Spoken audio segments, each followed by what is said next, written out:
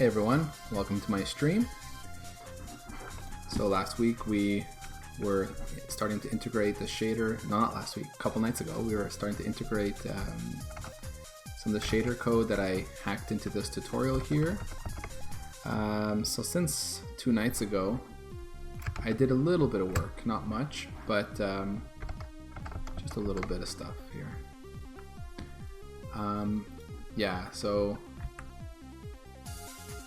I was bringing in the shaders at the end of the last stream, so I committed that. And yeah, basically we have the shaders in here. The next thing I did was, I was looking at it and I decided to bring in another dependency, which is GLM, which is basically an OpenGL math library that implements in C++ functionality that is effectively represented, like basically it's the same thing that HLSL offers you. You can do that in C++ using this library. So that means that we get nice types like the matrix 4x4, and you can do some extra operations and stuff on them. So since I don't actually really need it, but I think it simplifies the code just a little bit. So I started like looking at my set viewport code here, where I was making use of deprecated functions to basically set the matrix stack. We don't want to be doing that because these functions, the matrix stack and all that, are not passed into the shaders, right? So what we want to do is we want to be able to pass in our own types to our shaders. So it's just easier to use types like math 4x4 for that. So excuse me. So I have your projection matrix and a model view matrix that are just globals in this anonymous namespace here. And in set viewport, after I call GL viewport, I go in. What I used to do was set the matrix mode to projection, reset it to identity, and then basically use this utility function called GLUortho 2D to set up the current matrix to basically be an orthographic matrix with these dimensions. So we're going to do pretty much the same thing, except we're going to use this this ortho function that returns a matrix 4x4, and we just feed it the same thing. So we've got the left, right, bottom, top, so it's same order. So that gets us a projection matrix. Model view, we were just setting it to model view and loading identity. That's the same thing as default constructing it. At least that's what I read. Like if we come here, and we'll see what the default constructor does. So this is the default constructor here. Can I get to the implementation? Right, I don't actually have the source code on me here.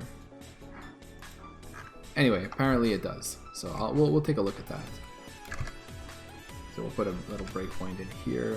We'll make sure that that is what it does. So that's good, and so I'm just gonna keep working on this.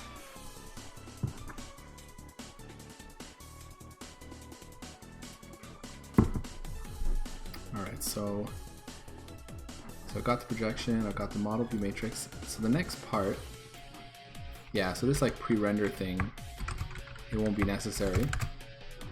So I'll even be able to remove this function altogether. I mean, I don't think I'll need it anymore.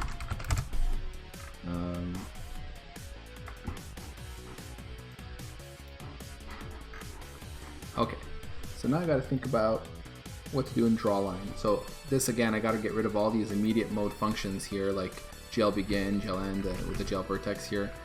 I need to replace this with building a like a proper vertex buffer that we send to the GPU. And I think I want to do this a little differently. So it made sense to kind of call draw line when it was immediate mode like this, but it won't make sense anymore now that we're going to be calling this over and over, unless we have a way to say, okay, I've given you all the lines I want to draw, now send them. Instead, I think we're just going to go with something like give me the vector of all the lines you want to draw, and then we'll just process them and build the vertex buffer for the frame. Hey Kluwash. Kluwash asks, hey Daru, I'm a bit late. Are you removing fixed pipeline code? I am indeed. I am removing fixed pipeline code and replacing it with some shaders that I hacked into this OpenGL tutorial a couple nights ago, so that we can get something that's a bit closer to what the Vectrex actually displays. So I don't know if you caught any of that, but that's what I'm doing tonight. So yeah. So I think that's what we're going to want to do here is we're going to want to go and change, like if we go into our main, basically in render here, right now we're going through and we've got this vector of lines that we're just running through and calling draw line on. And probably what I want to do instead, see how you go, like vector of line here. And right now I've got the line declared here. Probably want to move that. And actually, like there's different ways I can go about that. Do I want to expose the vector of lines as the primitive that we pass to draw? Perhaps. I mean, ultimately, that's what the Vectrex wants to draw, right? So probably that's the simplest thing possible. So then basically what that means is here, when we come into render, like ideally we just do this, display dot, and we'll say like draw lines or something. We'll add one draw lines and then we'll just pass it as simple as that. And M lines here is this vector of lines, right? So if I do that, then I gotta move this type. Let's try that. Let's move this into, where is the display thing declared? Yeah, it's over here. And I need to include vector2.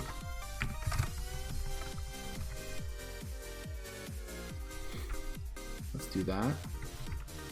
So let's add our draw lines.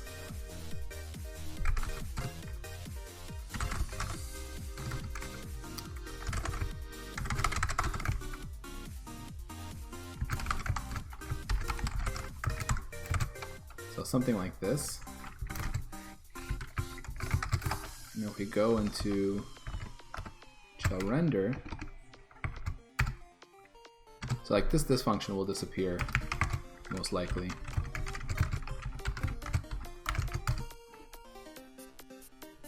So we've got this.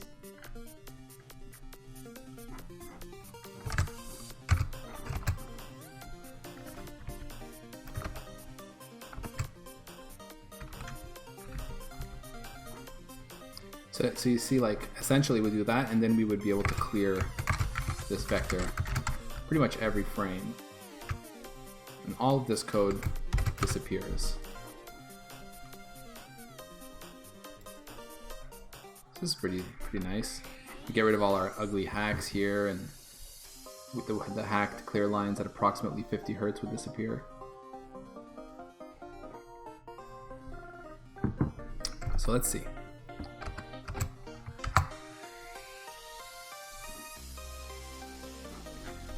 Do wonder though, line here, I moved it out into engine client, but that's not really the header I want to include from here. So maybe I'll just move this into its own file, even though it's kind of ridiculous.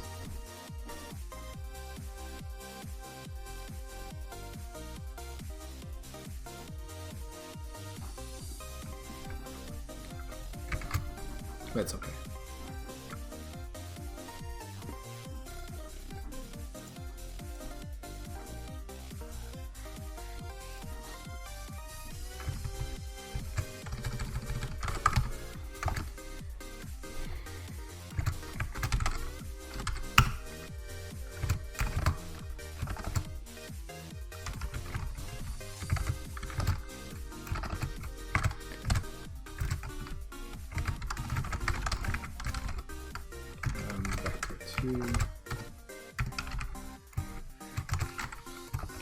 So now in via here, we include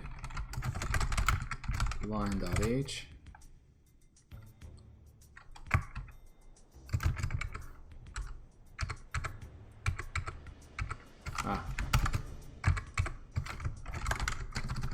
Why did it suddenly? Interesting. Oh, okay, just moved line to the top. Okay. And yeah. Okay, and then we go to engine client, and we actually here we could just forward declare line because we're taking it by. Can I forward declare? No, we can't.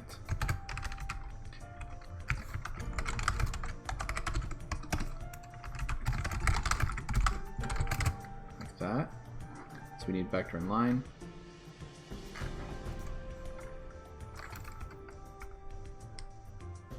Okay. So this should build right now.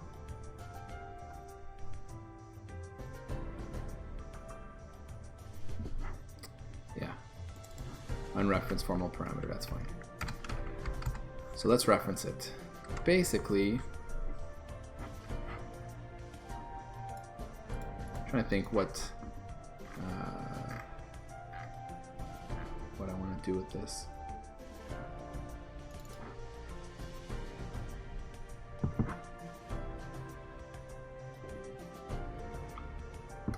This is like a very dynamic thing. The lines are going to be changing all the time. So I don't think I'm going to go with the, using indices, like an element array, like the way it was being done in the tutorial. We'll just we'll use the draw vertices, I think it's called, or whatever. I forget what that function is. We have draw elements, and we have draw arrays, I think it is, right?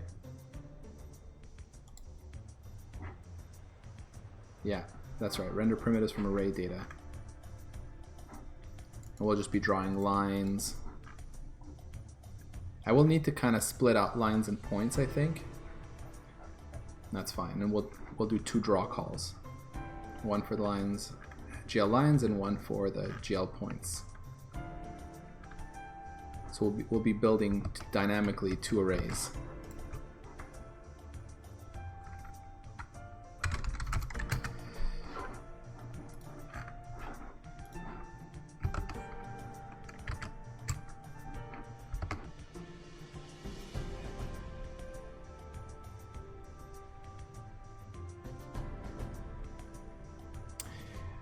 Perhaps even as a first step, I can just use the input vector of lines, which is, in terms of layout and memory, I guess I can't really, yeah.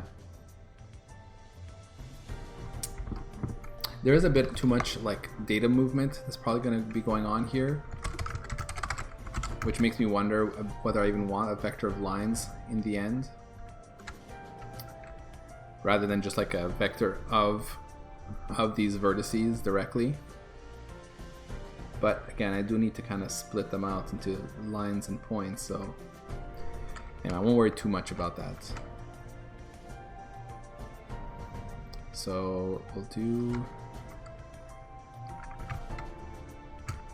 and I guess I could technically use the GLM types here.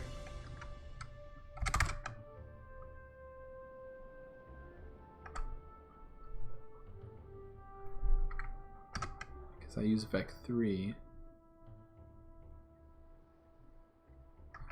What did I do again? No, Vec2, I suppose. Yeah, not sure. We'll see. Kluash says the GLM types should work out pretty nice. Yeah, I think so too. Just wondering if I mean, in the end, I only have XY values, so I should use that. I don't think, I think that'll be faster to transfer to the video card anyway. So let's say, and I'm calling these lines, but I do want to call these lines as well, so it's lines and points.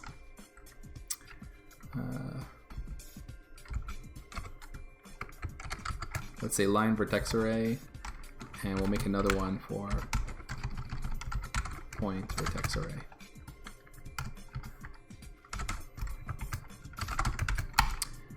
let's go through each line in lines. I'm gonna steal my almost equal local function here. So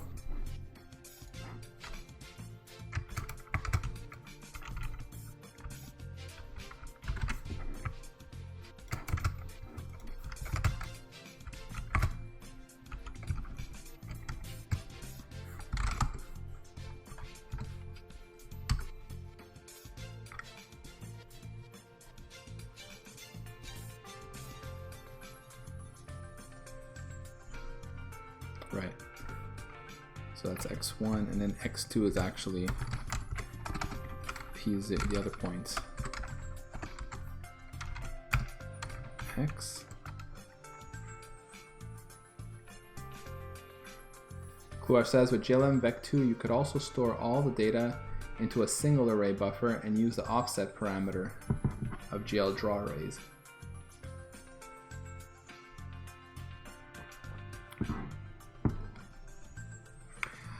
I could. The thing is that I need to sort the array, which you know would probably be slower at this point than building two of them.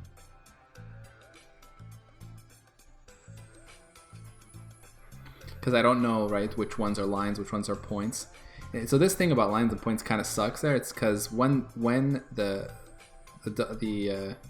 lines that we're drawing are really small, they just don't show up as GL lines. But if I make it a point, it shows up, and that seems to be the case for.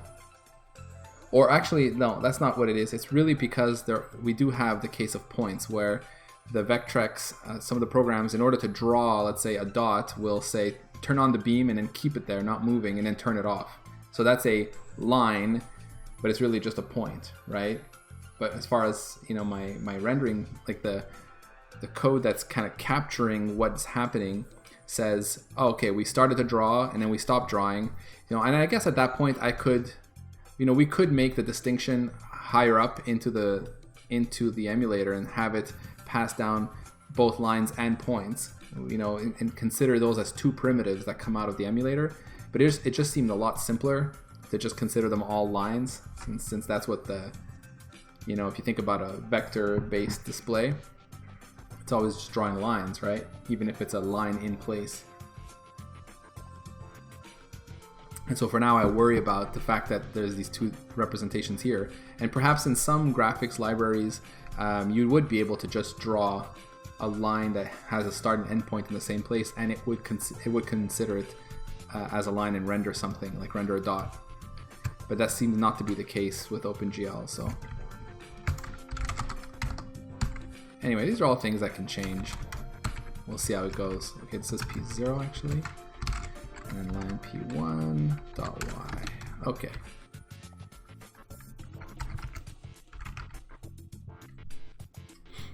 Actually, you know what I should do here is I should just build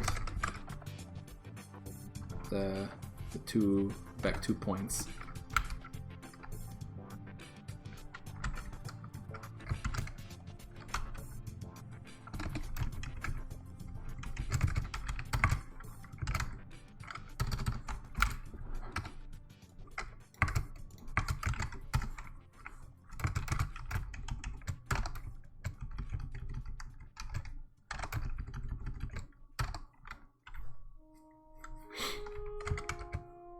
Okay, then we'll just change this here to be P0.x.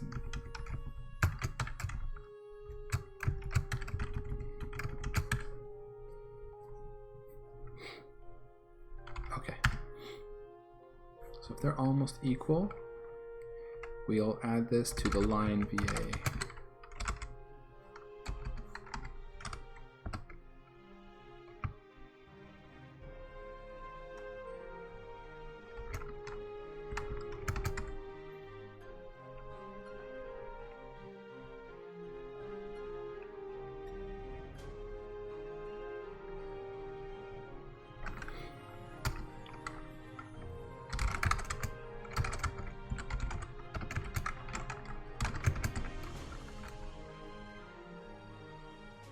actually this is the case of points, not lines.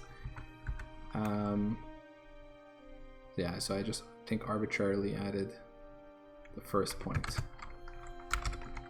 And this would be for point VA, else, and then be the lines. Push back.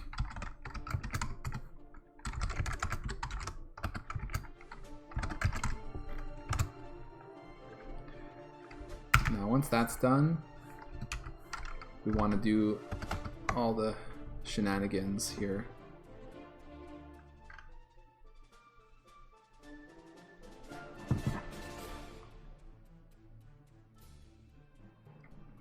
So I'm going to call a function and just pass these in, and then we'll do all these things, all the different passes.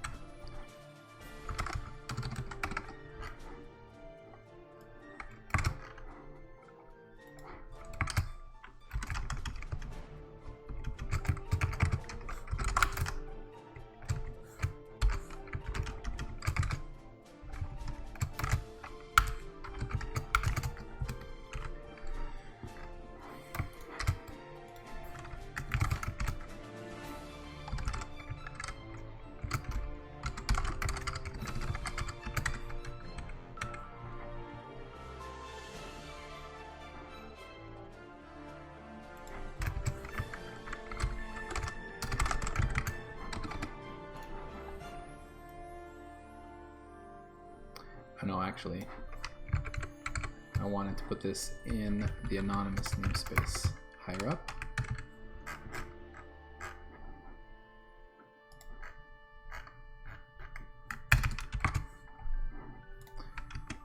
I want to move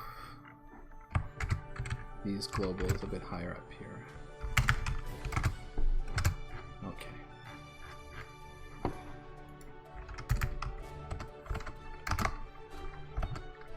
Alright, so next bit.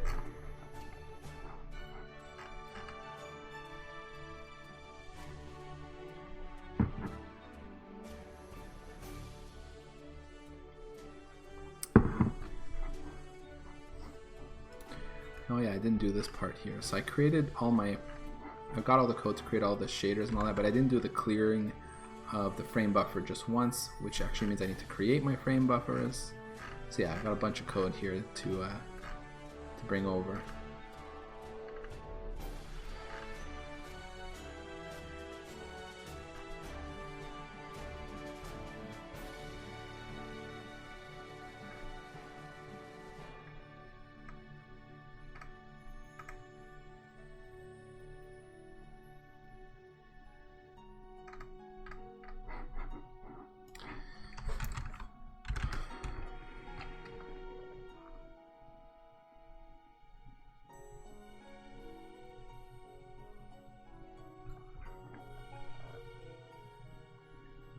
Right.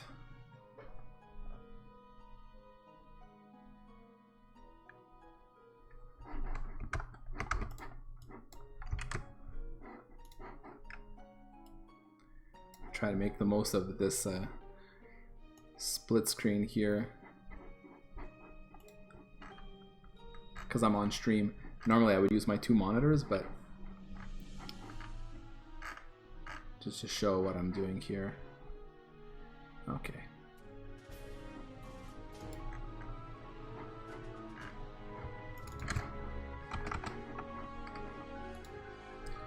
Alright, so we are loading our shader programs. That's fine. Now we need to create frame buffers, and we need to create these textures that we render to, and that we bind to the frame buffers.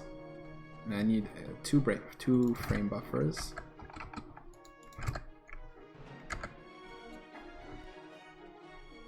Well, no, actually I need one to hold textures, and then the other one is the screen, so this the default one.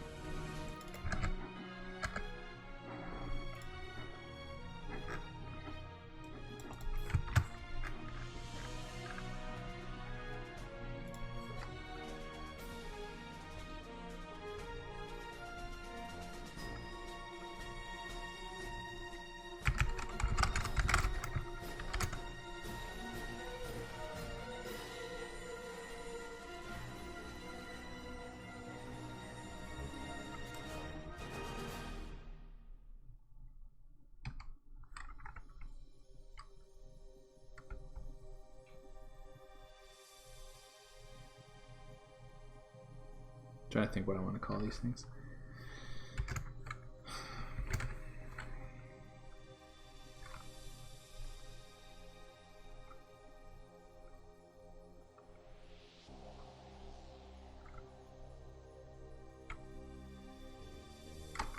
Okay, it doesn't matter.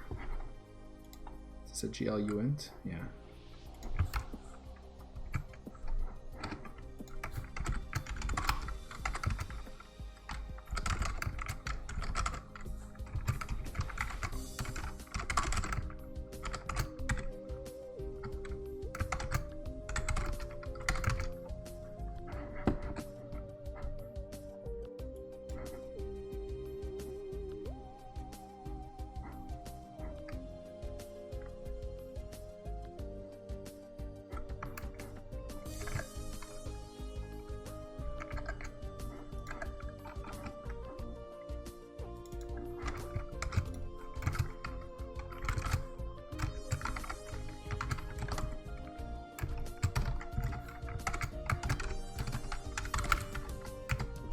We need one for the two textures.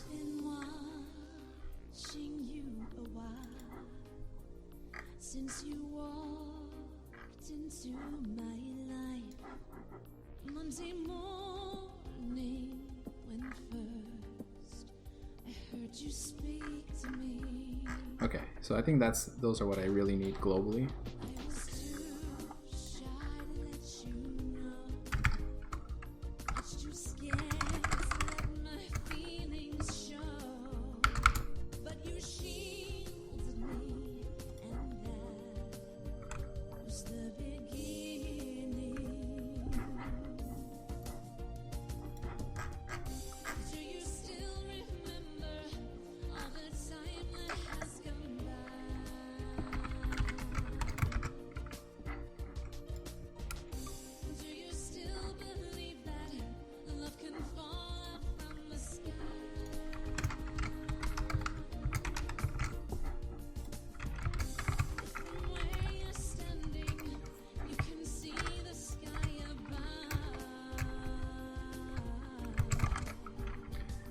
Do I need to bind to it at this point? I suppose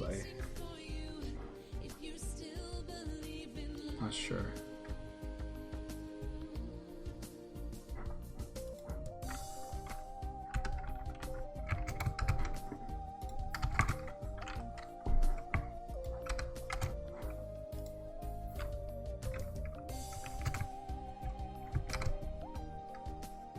Okay, yeah, so this code's going to go into a function for sure.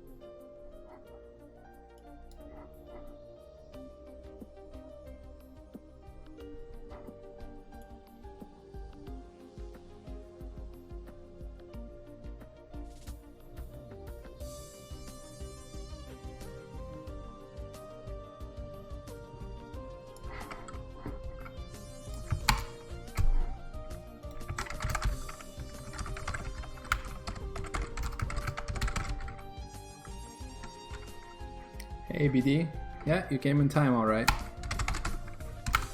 I only started about half hour ago.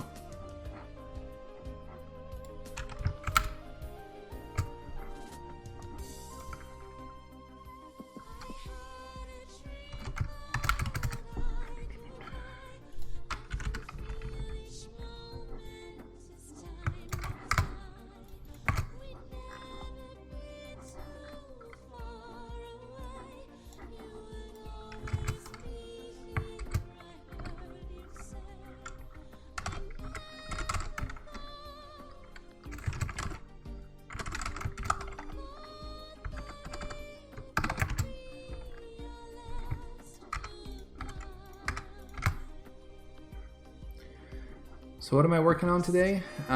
Continuing the effort from a couple nights ago, which is migrating the shader code that I hacked into this tutorial last week directly into the emulator to replace the immediate mode OpenGL rendering that I had going all this time.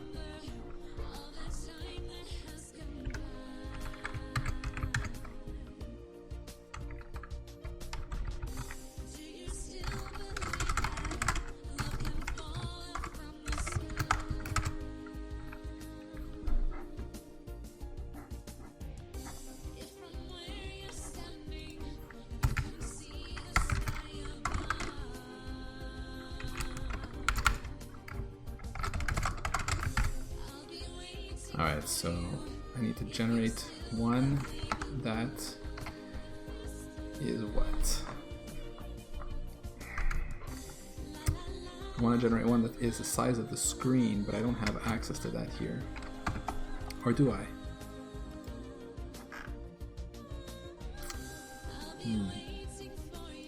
I could pass that in here.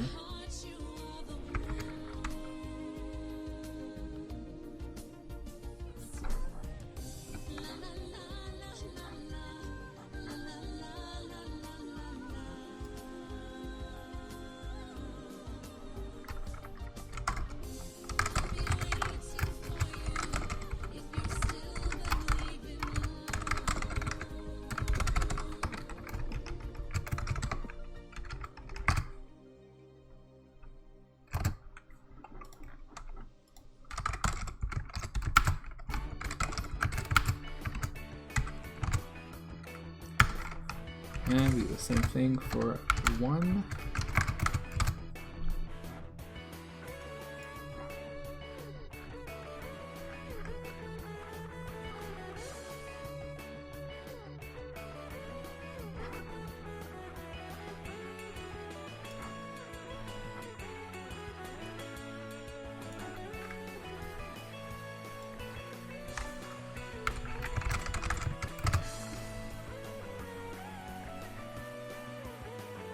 No, that's not what I was actually thinking about. It's the bind. Do I need to bind here? I don't think so. You need to bind the frame buffer and then create the textures you're going to bind to it after? Maybe. For this frame buffer, I want to bind this texture. I don't know.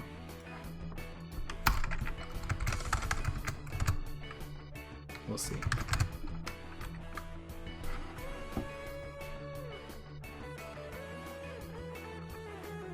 That's the kind of stuff I don't remember for OpenGL. There's a lot of this. That's kind of what sucks about OpenGL, is the global state stuff, you know. So you kind of have to understand the implicit contract when you make certain calls that sets this global state machine, and how you have to call one thing before another, and otherwise things just don't work. When you're debugging things with OpenGL, it's just like, you know, it just doesn't render.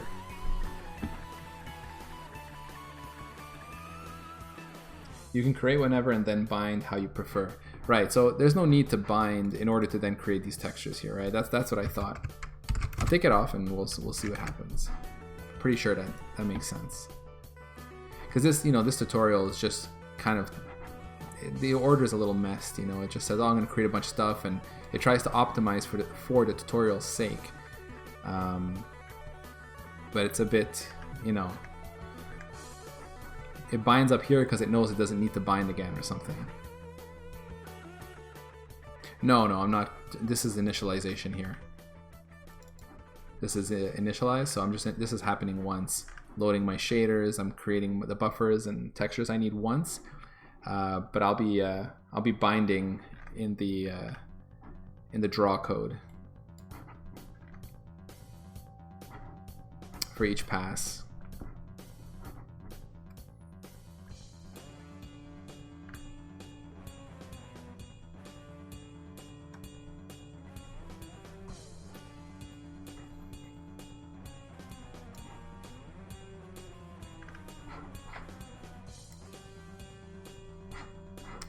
Alright, so next, what do I want to look at? I think I can start doing the first pass, right? Let's see here, I did all this. Oh yeah, I wanted to do the set the list of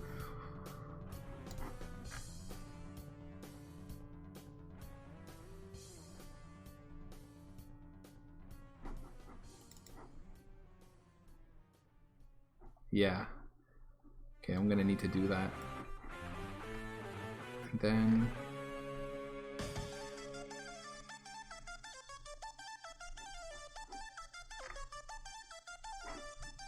such a mess. This is what you get for hacking things into a tutorial, right? I gotta like make sense of it again in my brain so that I can bring it over cleanly. Okay, so this is what is used to bind this texture here in slot 0.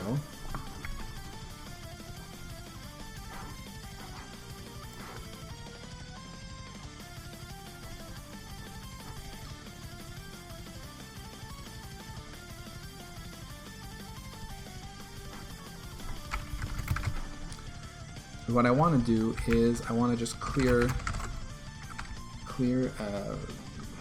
this guy here just once, because this is a texture that we will never clear afterwards.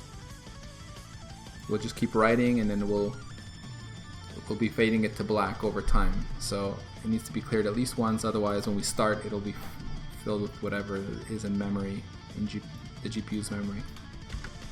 So we do that. Set the draw list. Draw buffers. Alright. GL draw buffers. One is the size of draw buffers.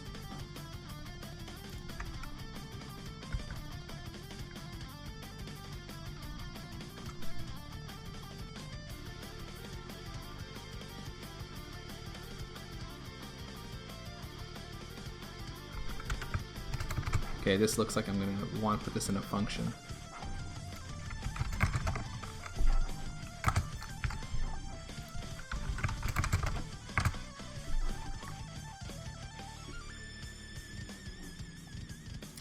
So what is GL draw buffers?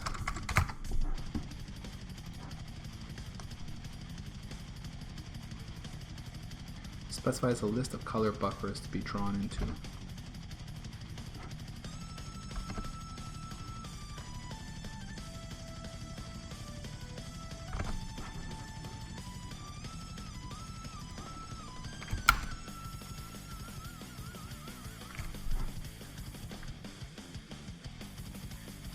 Alright, okay.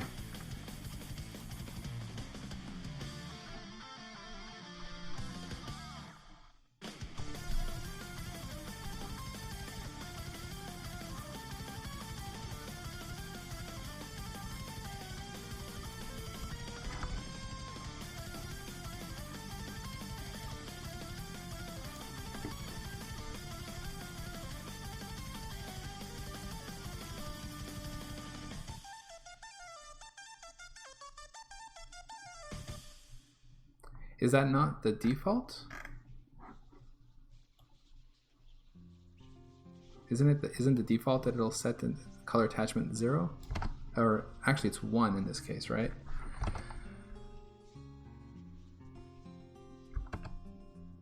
Fragment shader output value is written to the nth color attachment of the current frame buffer.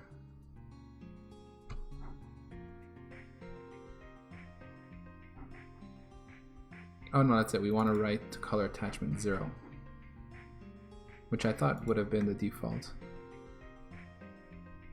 The value of the primary color following shader description are undefined. Oh.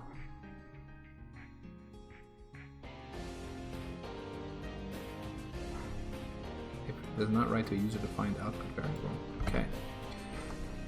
But I don't need to do this each time. I just need to set this up once per frame buffer then. At least in my case, because it's always the same, right? For each frame buffer, the way I'm going to render is always going to be the same. So I think I just need to do this once. And for that, I will need to bind.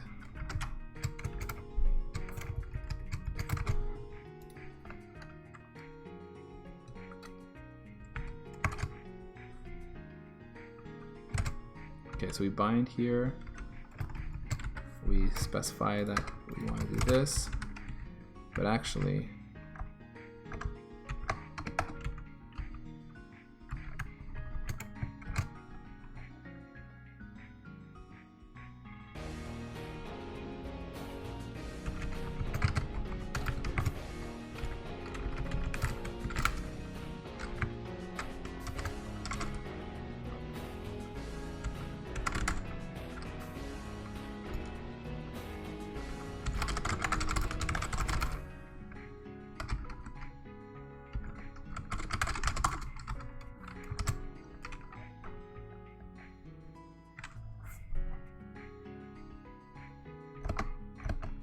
I think that makes sense.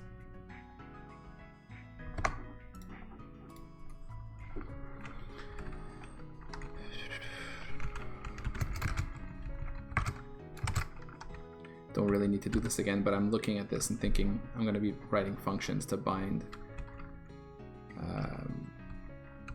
both the frame buffer and which texture I want to bind to it.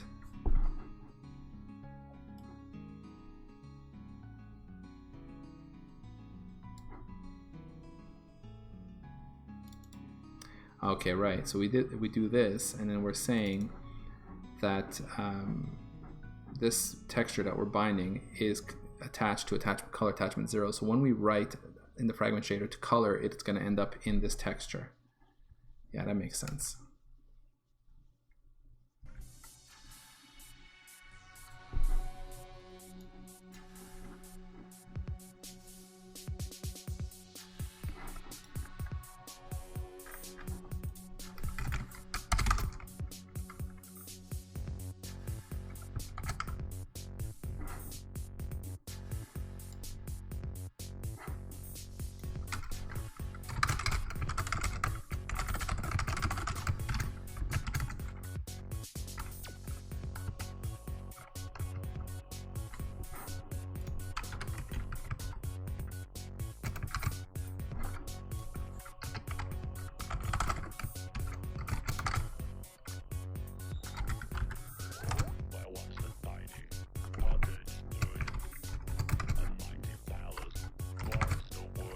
Apparently I need to check the frame buffer status.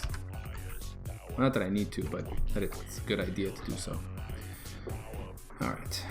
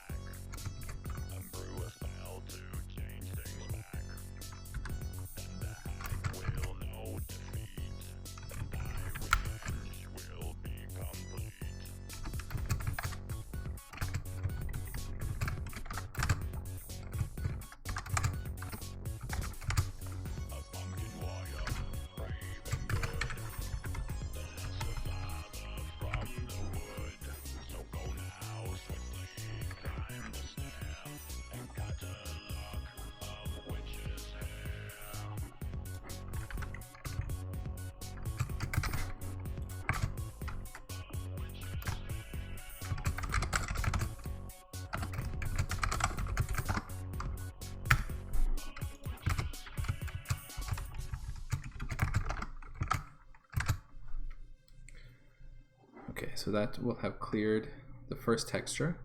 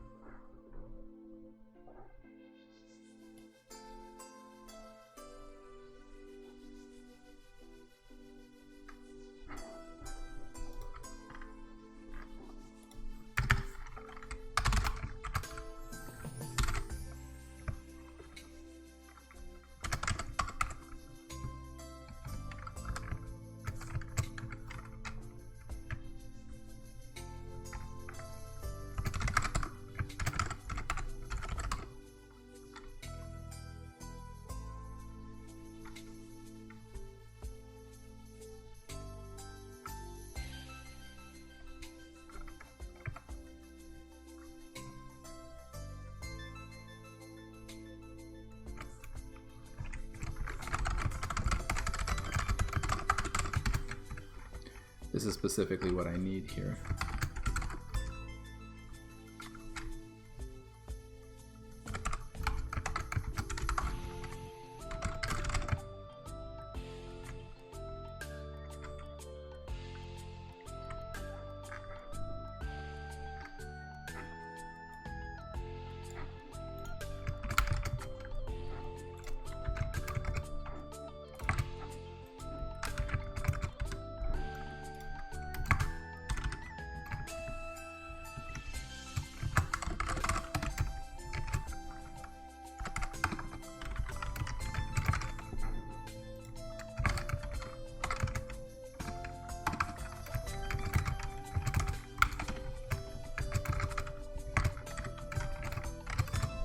Just leave that in there for now. Okay.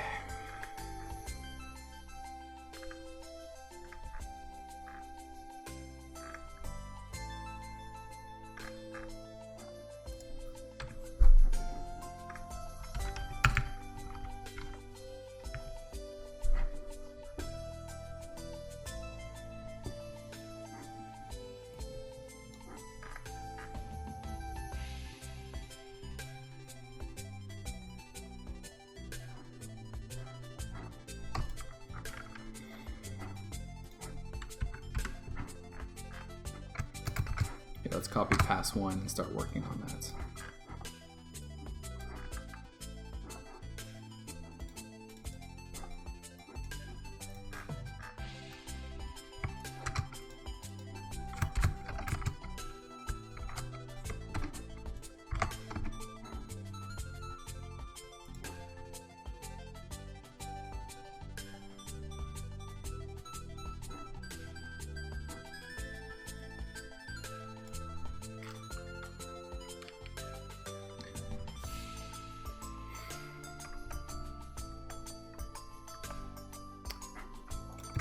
Do I need to call GL viewport every time I bind to a frame buffer?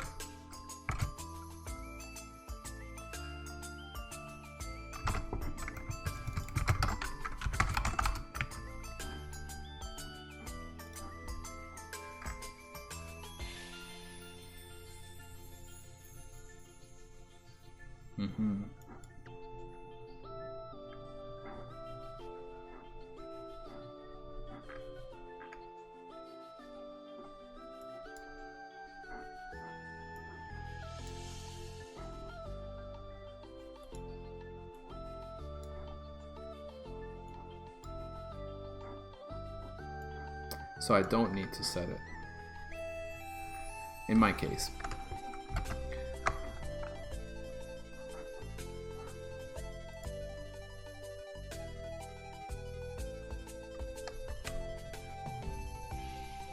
Kluar says if you have to, he thinks you might have to.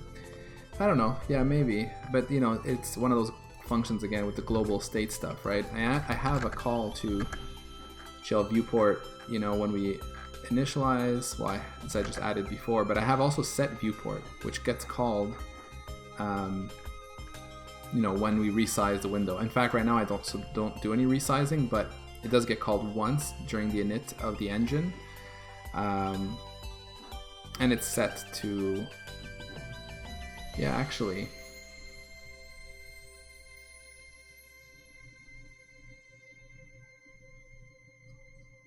Yeah, in this case, I'm actually setting it to the window size, which is not what I want for my shader stuff.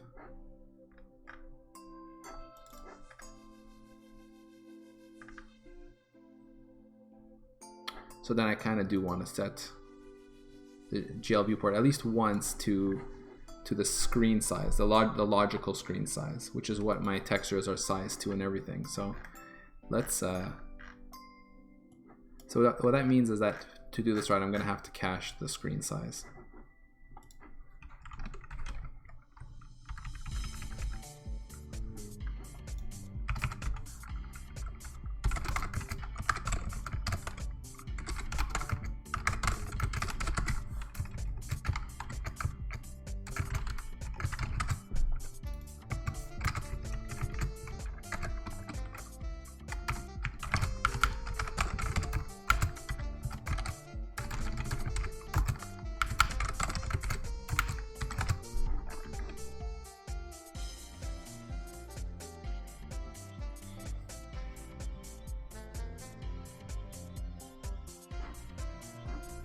Alternatively, what I could do is I could have some kind of data structure that represents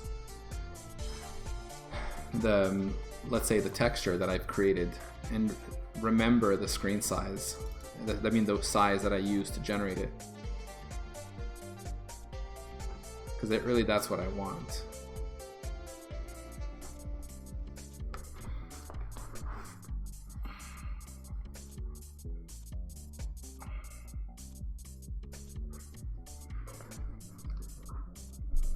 Which probably means I could query it, right? But that's...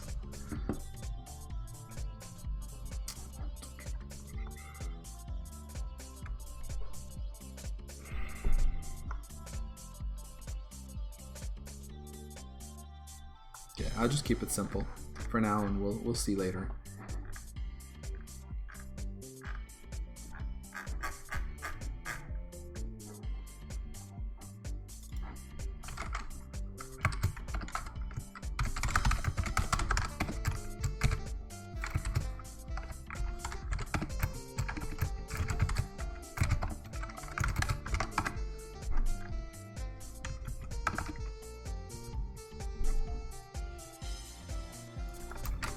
Oh, sorry, it was screen width.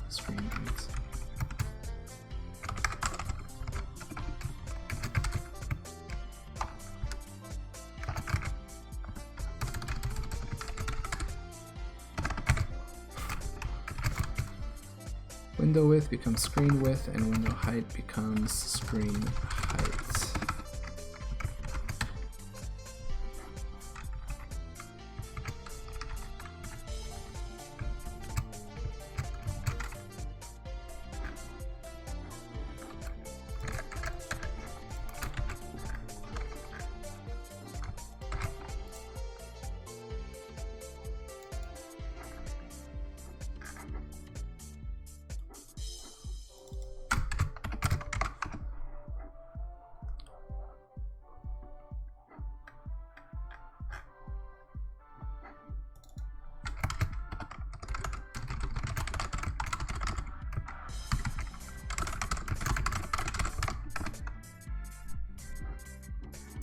I'm just thinking right now that I should copy actually all 3 passes, because I'm doing a bunch of search and replace here that I'll have to do again. So let me just copy everything.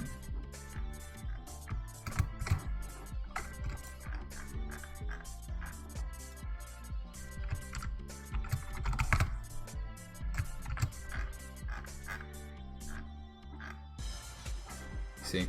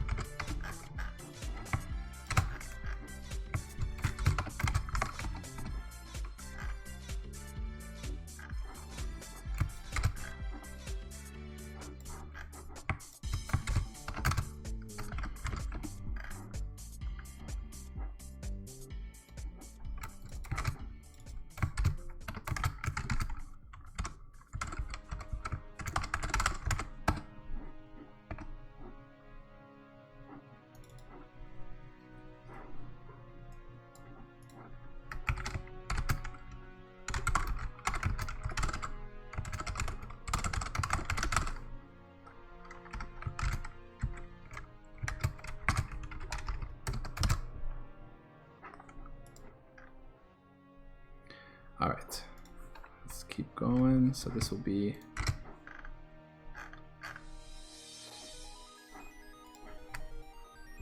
I think I didn't copy my swap. Where do I do that swap again? Here.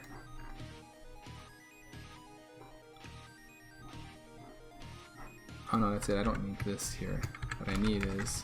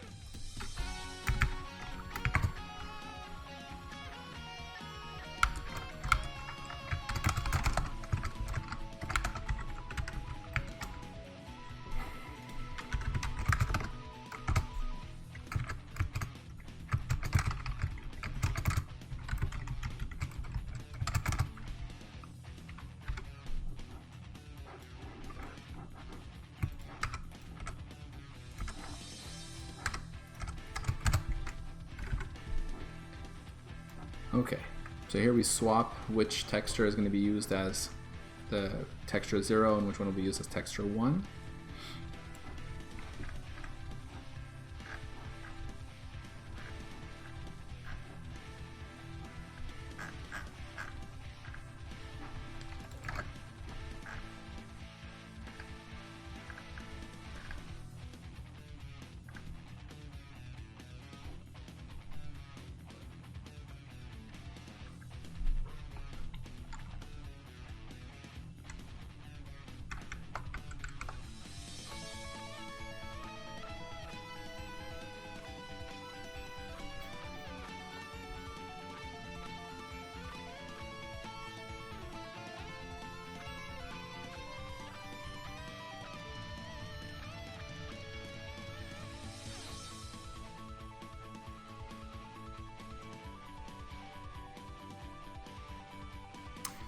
Yeah, just having this thought about how I need to have the delta time when I do the render scene.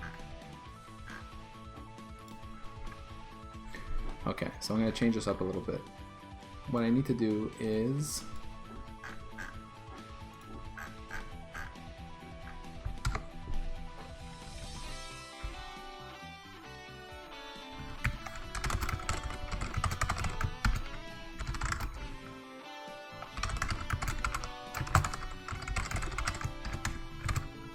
I will expose render scene here as a proper function.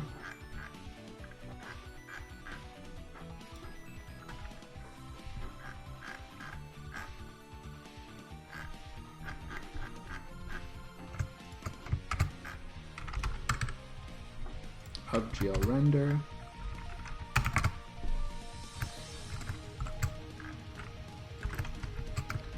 These will no longer be parameters.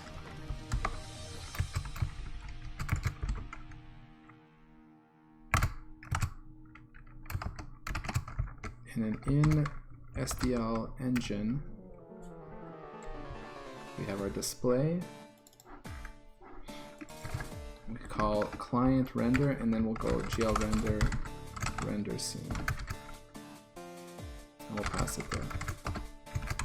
I have different names for it everywhere. Okay, I'm going to call it delta time in here as well. Or maybe I'll actually kind of prefer frame time. Find it more descriptive. There. Okay, so we do this. This means that I need to cache our little friends here.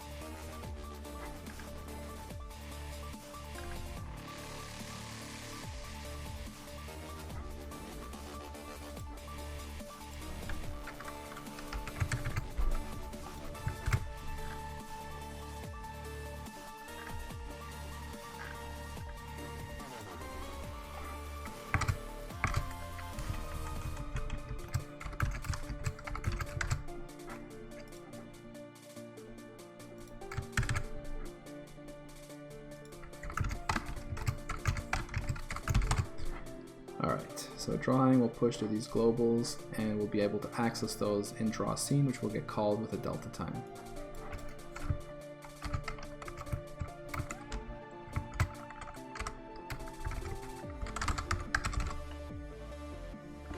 Or render scene. Okay.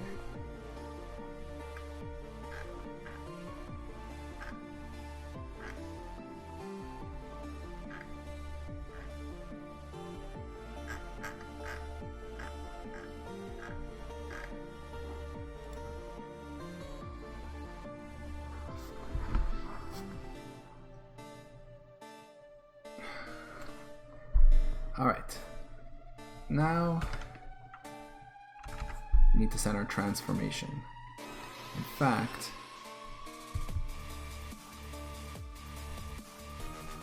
I don't even need most of this, if I recall. Let me go look again. Do I need all of these?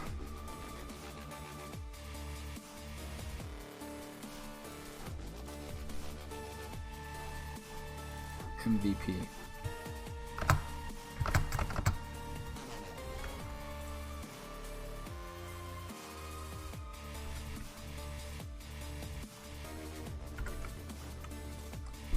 Actually, I might need them.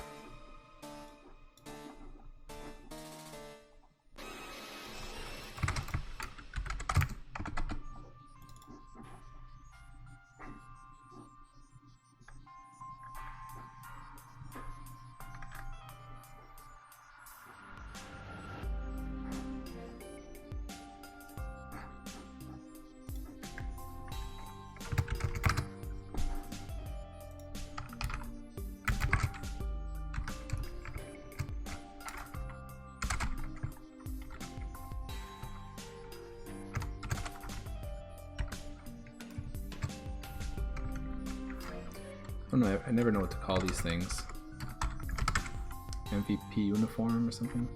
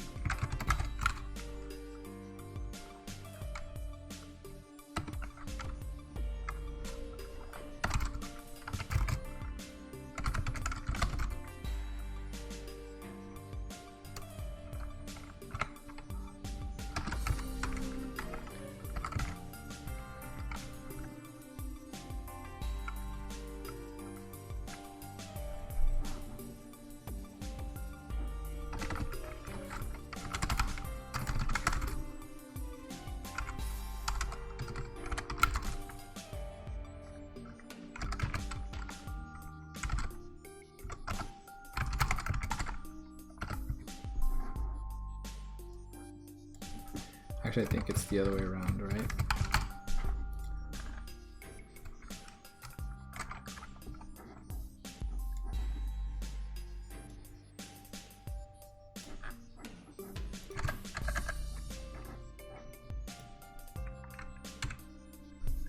Mm-hmm.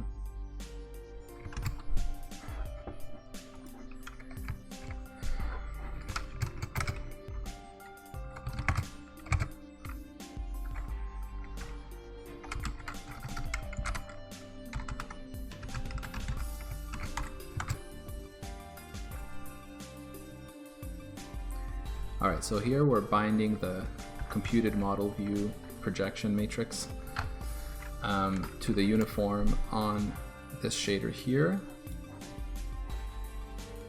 I mean this shader program here, render to texture. What else do I need? I don't really need the other ones here.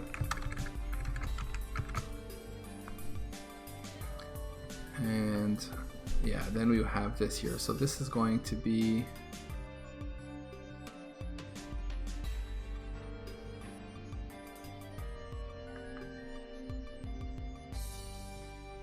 right, so here's where we're going to actually send it. We're going to do the draw arrays.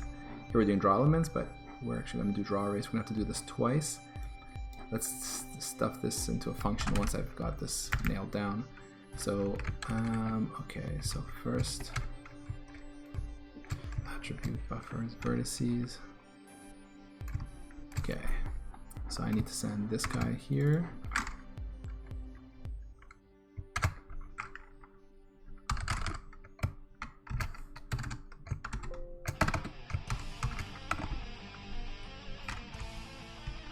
Size, type, normalized, stride, array buffer offset. What's the problem here?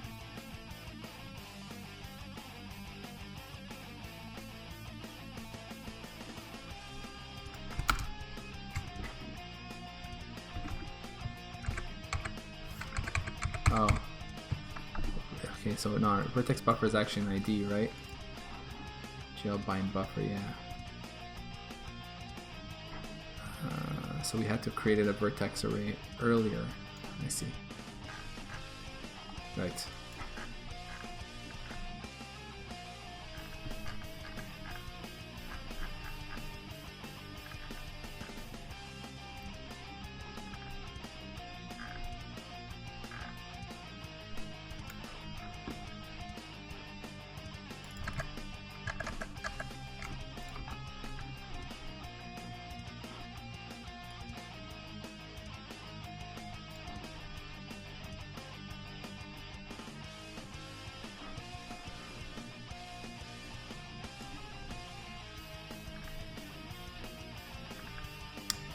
What I'm probably going to do is, because I'm going to have these functions to both create and destroy, so I'm probably going to end up wrapping these up into either little Rye classes or some kind of unique pointer thing with the deleter, so I don't have to worry about calling delete on all these things after I've generated them, specifically for the ones that are being done every frame, like this vertex buffer object that I'm going to create here.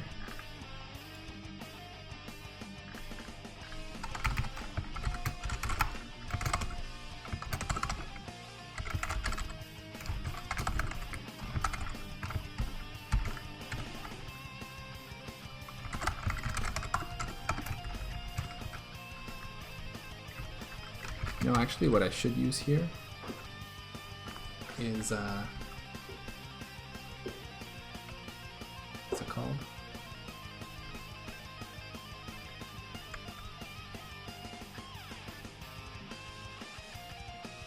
It's string view. No, that's not good.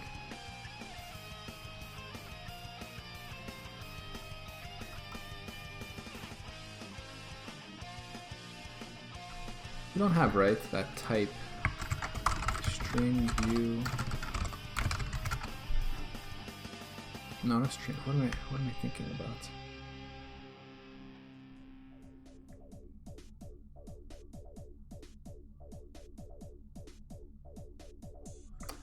Yeah, I'm thinking about GSL span.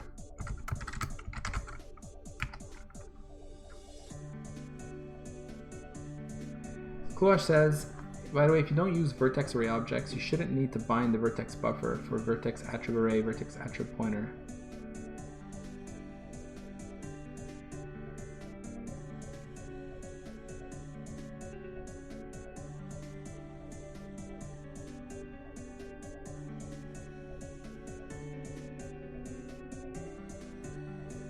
You mean that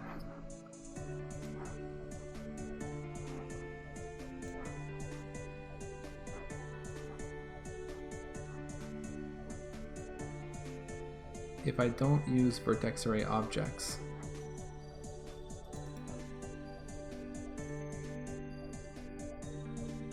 do you mean a vertex buffer? You shouldn't need to bind the vertex buffer for vertex attrib array. You're thinking I can just use vertex attrib array as is?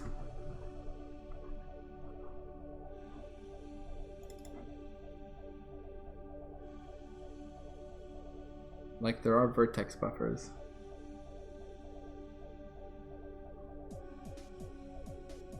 And there are vertex array objects. Yes, okay, that's true.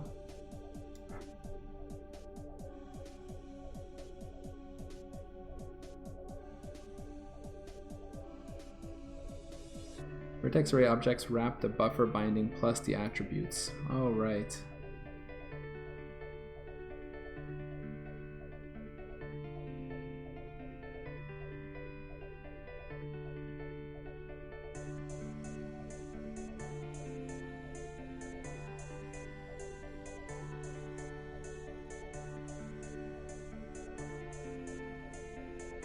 That's true. Okay, so you're saying I don't need to do like I don't need to generate a buffer, like, and create an ID for it. So I don't need any of this, basically, because this here uploads the data, right? And then after that we can refer to it as well.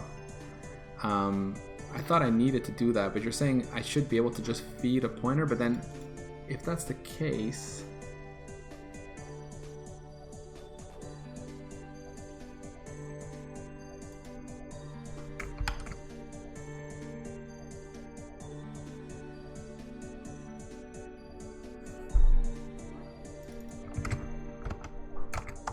me just read again on this. No, that's not what you're trying to say. So I do need to create one. You have to create it, you have to bind it, okay?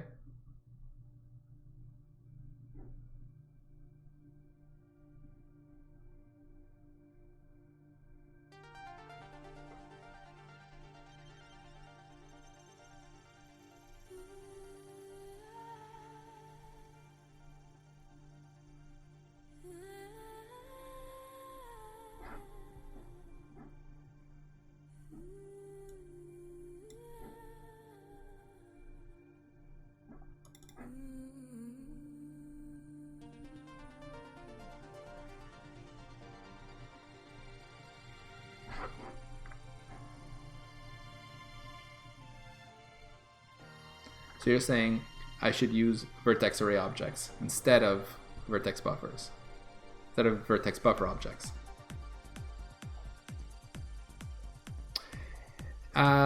Yeah, so you're saying you're hoping you're not confusing me. This is a bit far in my memory. I know that there's a difference between the vertex array object and vertex buffer object. I think the VBO is more recent, and like you say, it gives you, it's kind of like a grouping of your vertex arrays and its attributes, so that when you select it, everything is selected, more optimally, and it's easier to manage. So if that's the case, you're saying, instead of creating a vertex buffer object, I could create a vertex array object,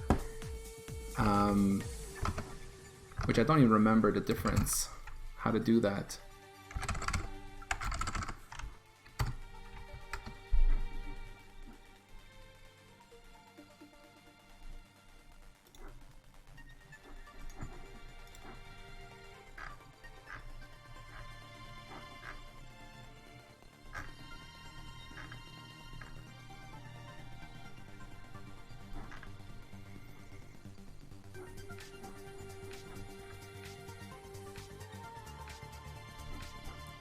So a vertex array object is an object which contains one or more vertex buffer objects and is designed to store the information for a complete rendered object.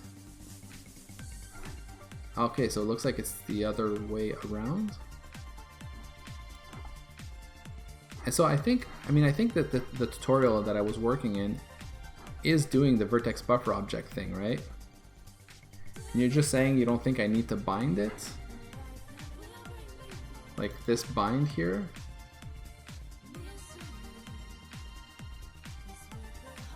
I think, though, I might need to.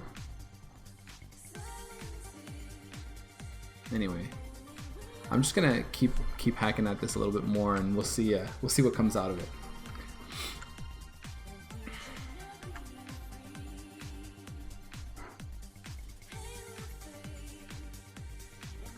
So I had to come back to what I was thinking about. I was thinking about how I would want to pass a span here. Unfortunately, there is no span yet in C++ 17.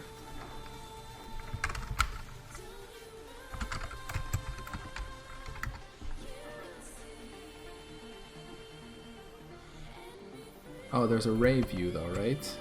Can I use array view?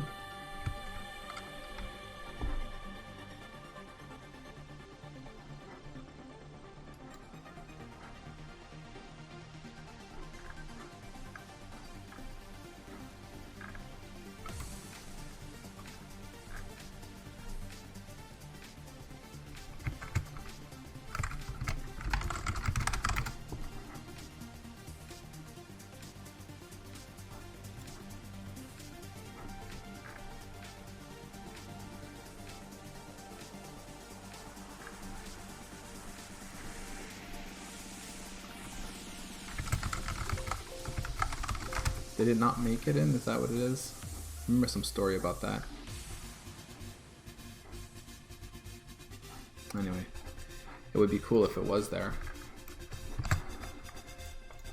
But for now, it's fine.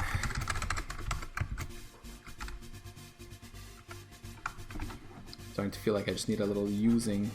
Keep writing the same thing over and over here. Little type def for my this guy here.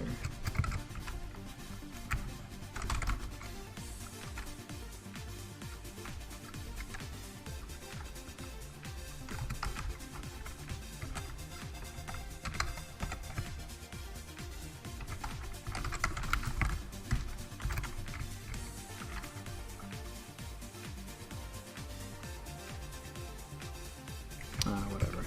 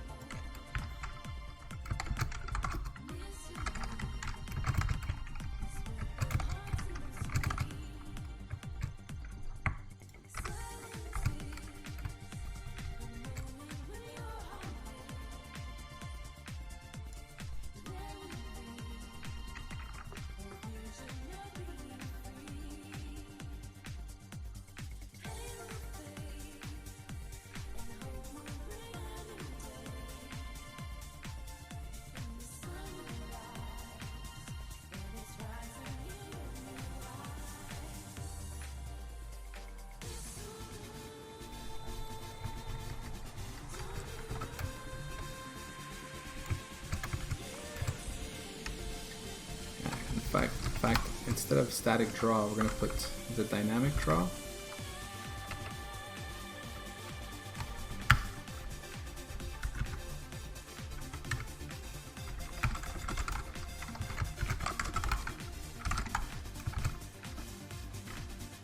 Because in our case, we're going to be creating these over and over, so.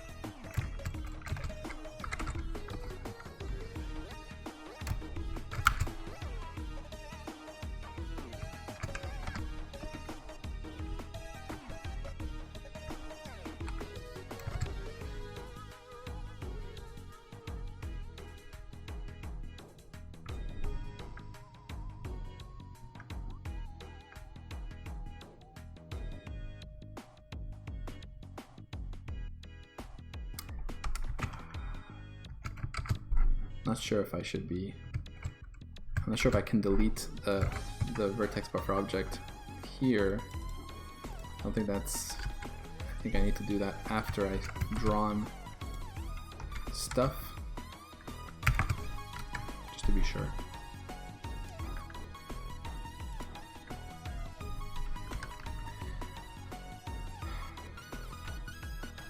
So now we don't have an index buffer. We're just going to be doing GL draw, whatever it's called again. I just looked this up before. GL draw arrays, yeah.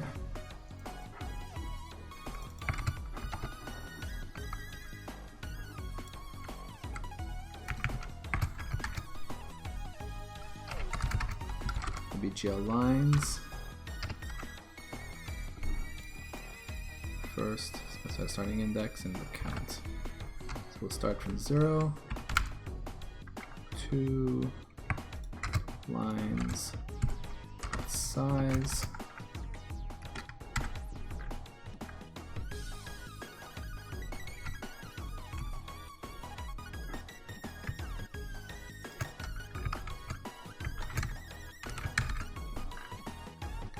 Okay, so that's a draw call right there.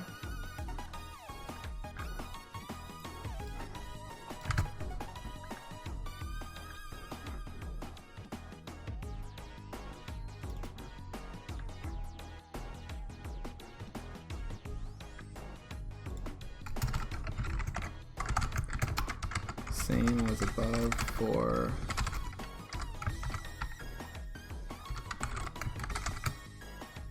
so I won't do the point one just yet. Most things are lines anyway, so let's just see if we can get this working and we'll worry about points after.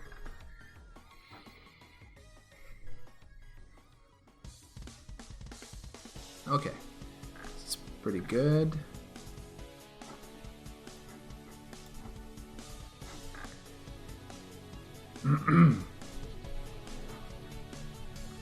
So what we could do is we can skip past 2 for now, right? And just see if we can render this guy to the screen.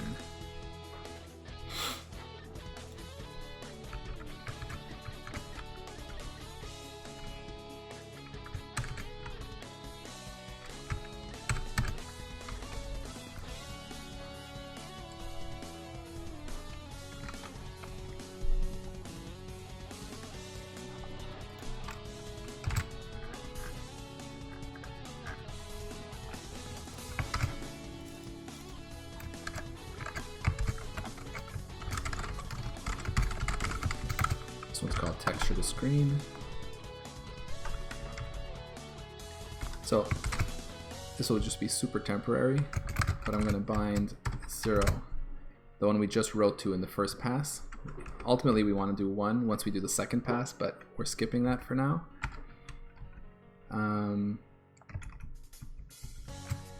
Render texture, text ID, set our render texture sampler, texture unit 0.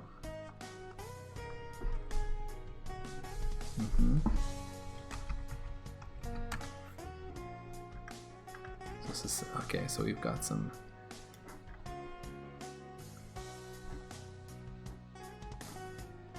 vertex array.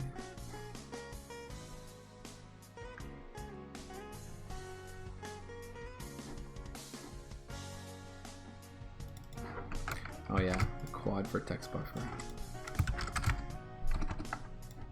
Kind of like a dummy vertex buffer that we need to use.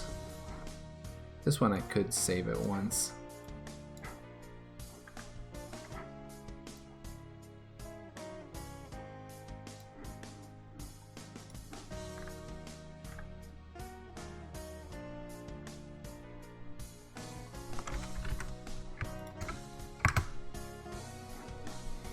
Okay, I'll do that after.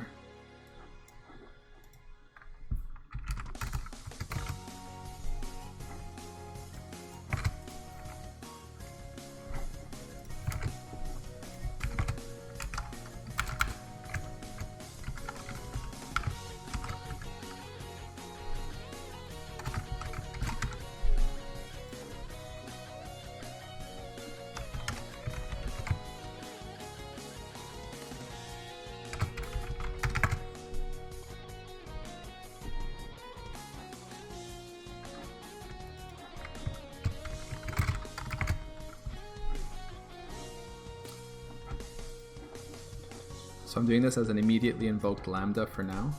It's temporary. Move. Create once.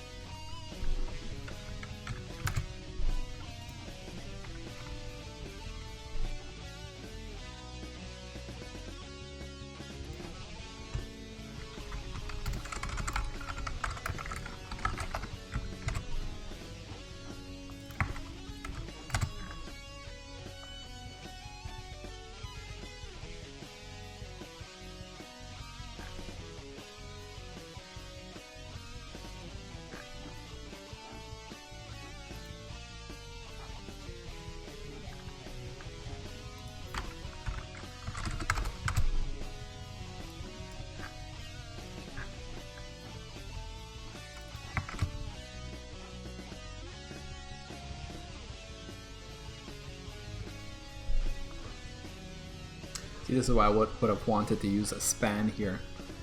Instead of accepting this, I would accept a span, and then I could pass either a vector, or I could pass a fixed size array like this.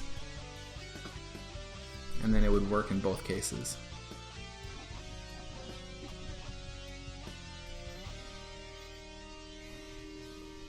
And I mean, you know, without span, the old school method is to take a pointer and a size, but that's, you know, more error prone. That's probably what I'm going to do for now, because I don't have access to span.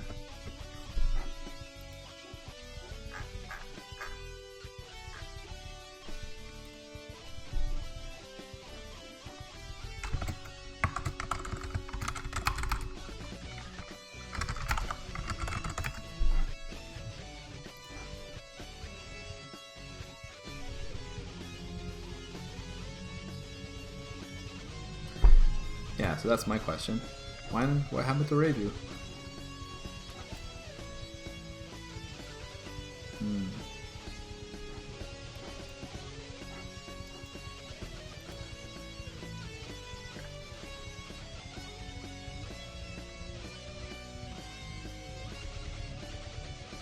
It's too bad.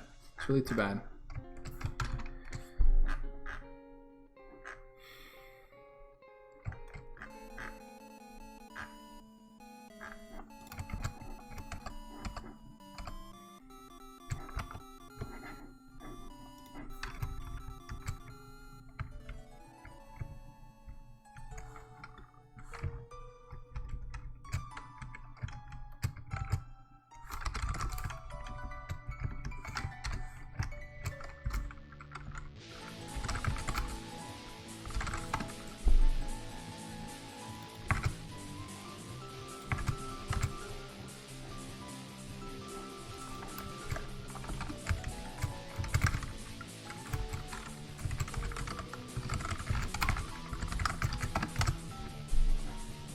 Alright, so now I can use GenVBO here.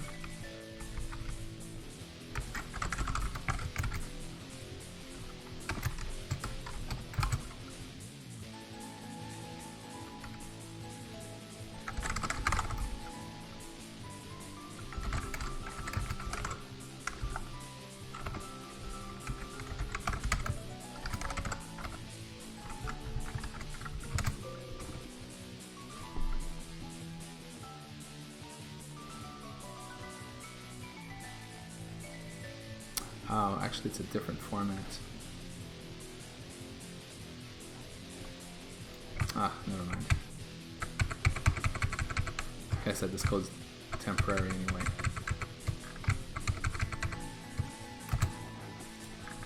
Okay, so we do this.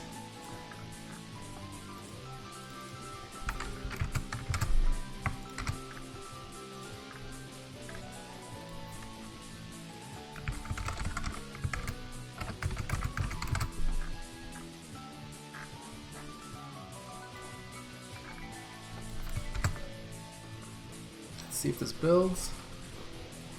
Not yet.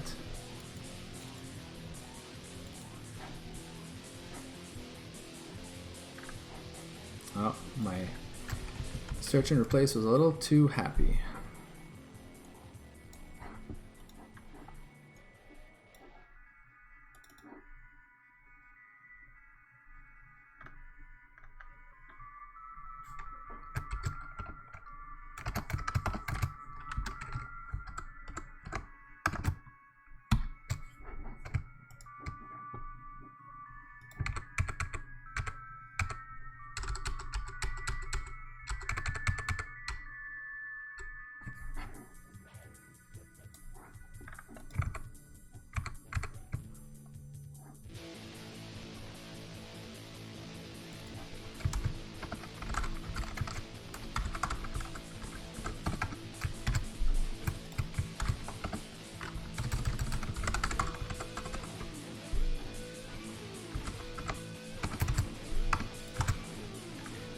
Right, so I use window width for viewport with the screen width for the orthographic projection.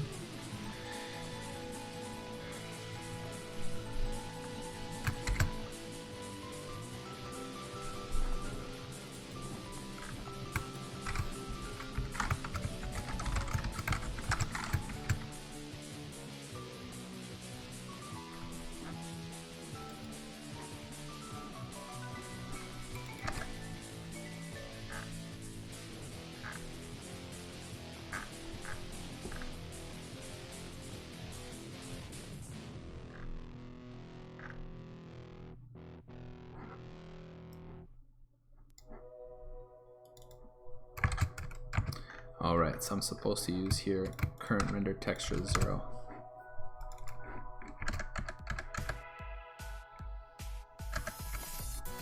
That's when it's useful to have warnings about unused variables.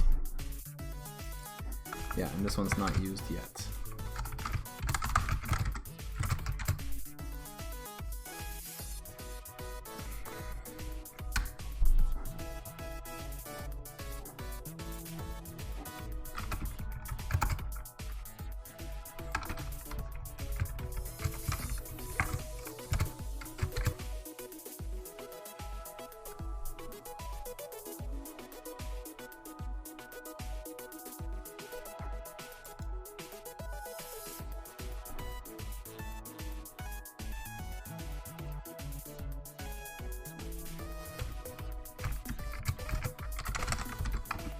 True, my frame time is double everywhere.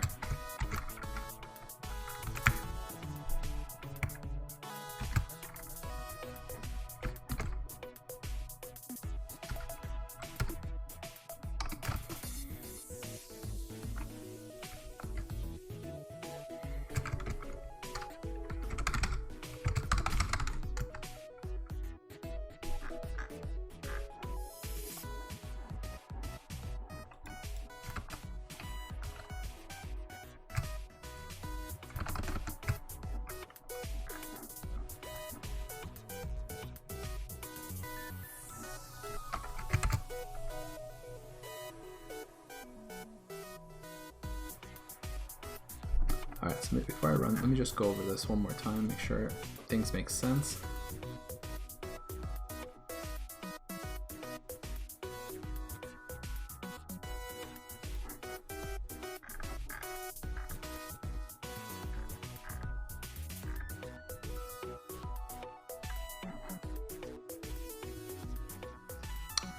Right, so one thing I'm not doing right now is once I've consumed the lines, I want to clear them.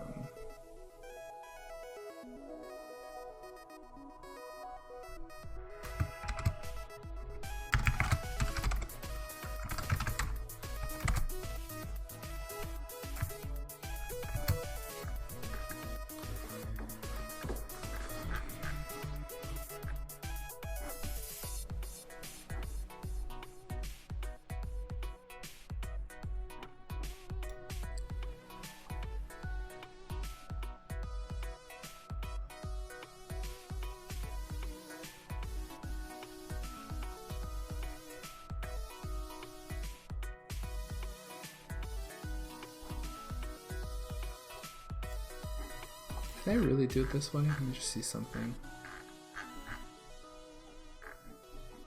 No, that's it. That's not right.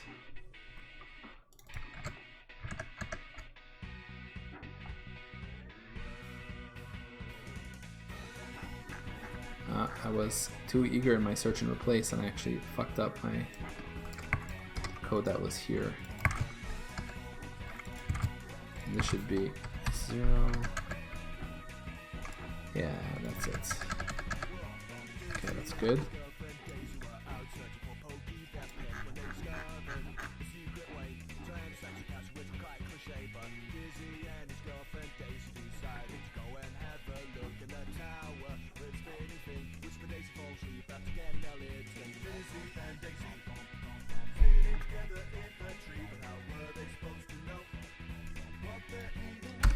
Alright, well here goes nothing.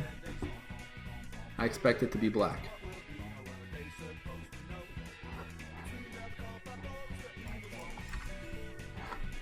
Or to hit an assertion.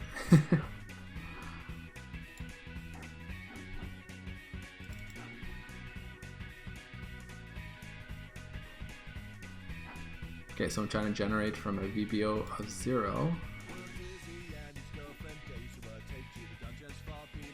Which it doesn't like because I am accessing it this way.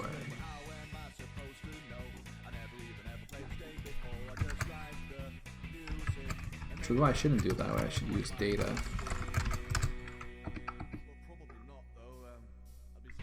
Am I allowed to call data on an empty vector? Is that defined?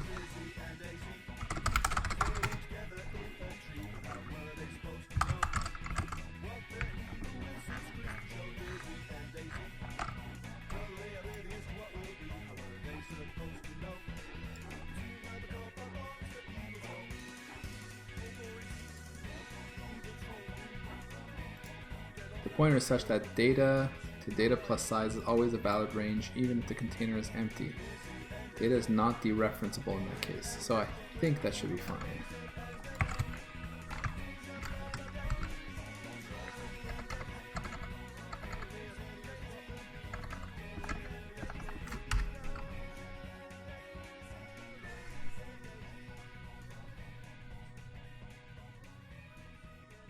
Okay, so we're up and running. And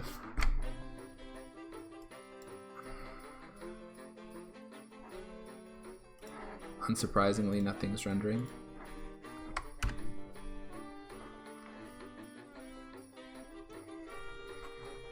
That's alright. We're going to start debugging this.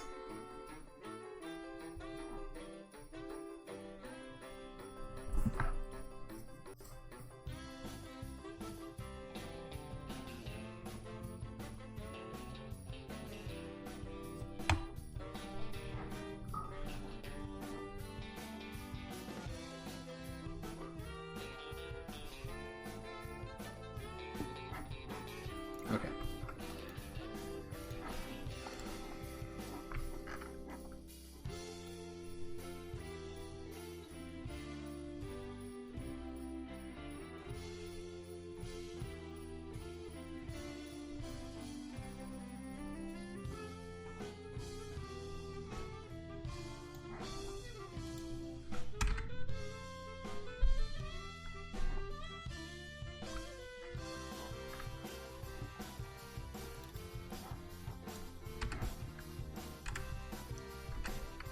Okay, here we have a bunch of lines.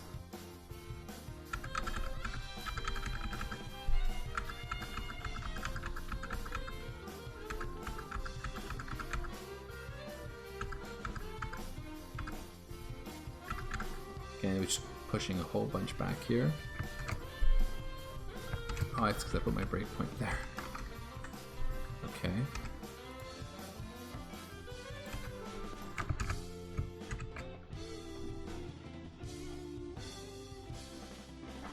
So now we have 1348 entries in there.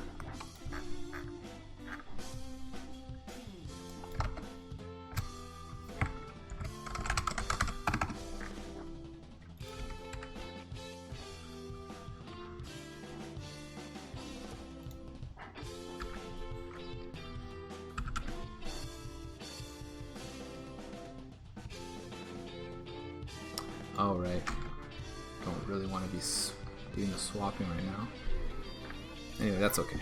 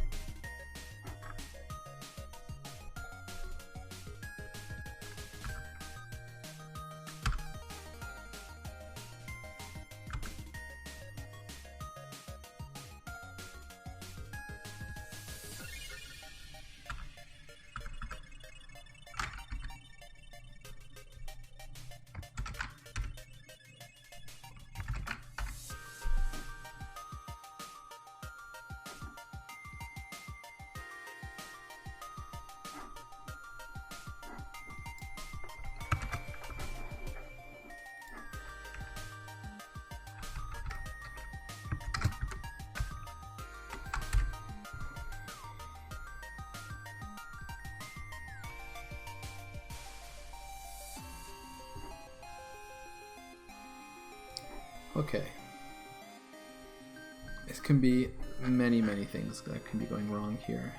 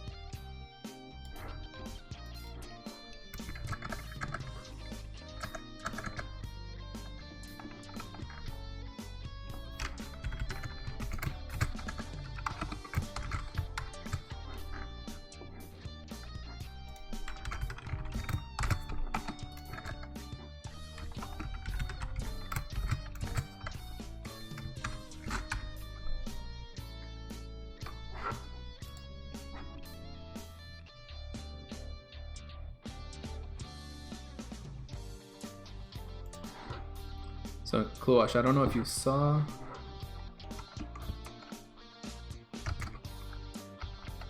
Huh.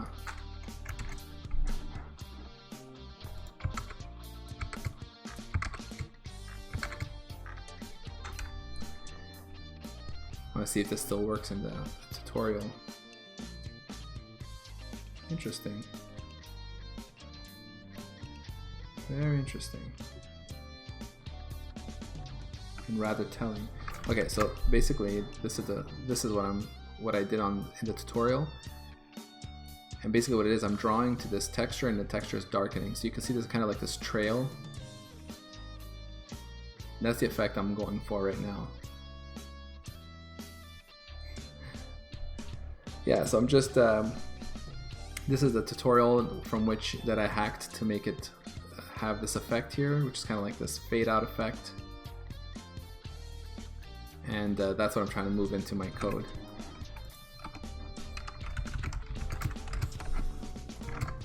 I don't know if you had seen it, so in case you're wondering what it is I'm trying to bring into the emulator.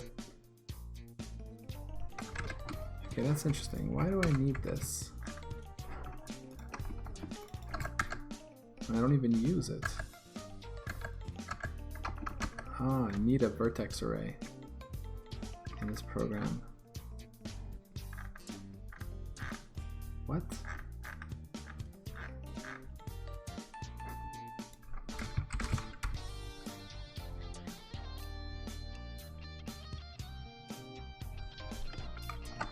What is that for?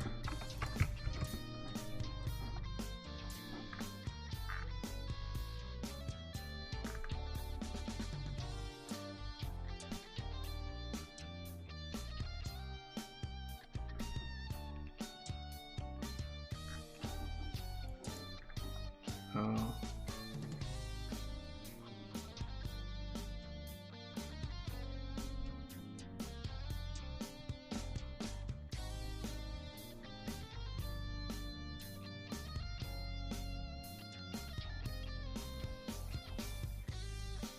Yeah, it is the vertex array object stuff you were talking about earlier. In this specific tutorial, if I don't bind the vertex array, I get the whole screen is just red.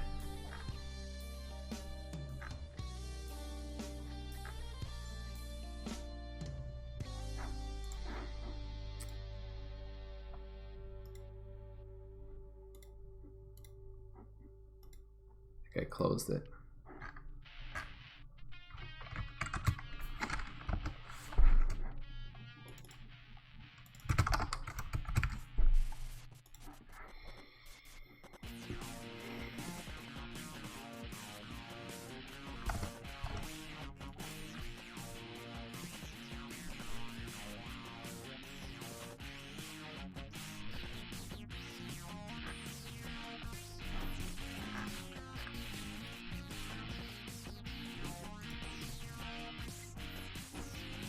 Yeah, Kluash is asking, is it bound more than once?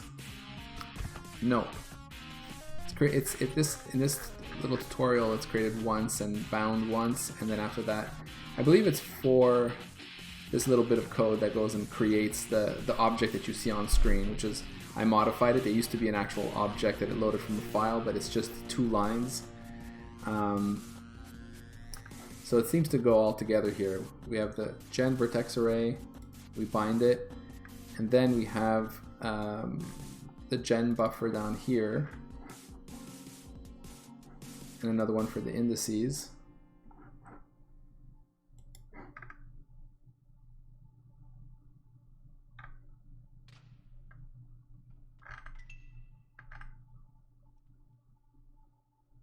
But then it's never bound again, and it gets deleted here after deleting the buffers. I guess because there's only one in here, so the vertex buffer, yeah, it's bound here in pass 1.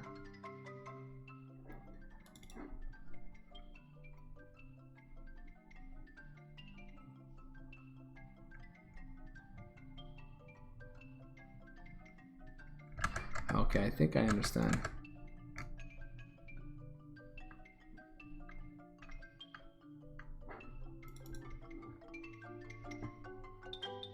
me see here. Index VBO.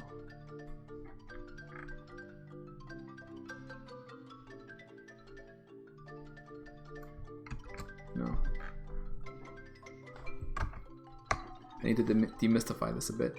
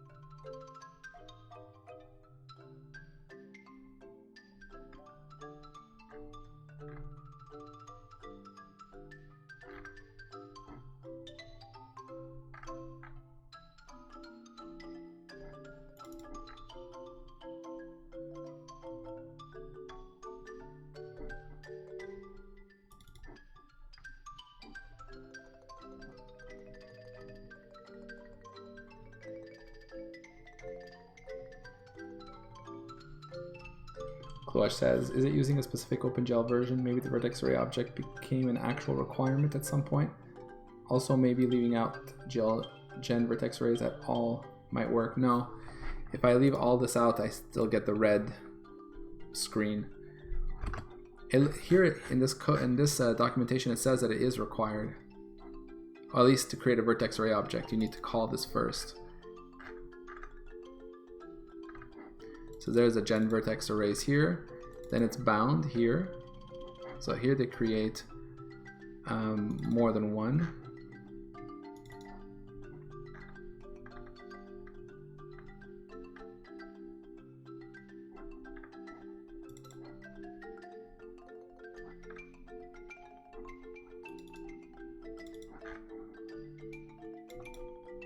Okay, cube is just some enumerator. Yeah, cube, cone, cube and cone, okay. So then we bind a vertex array for this one, and then we do a gen buffers here. We have a number of VBOs we need, which in this case is what? 3?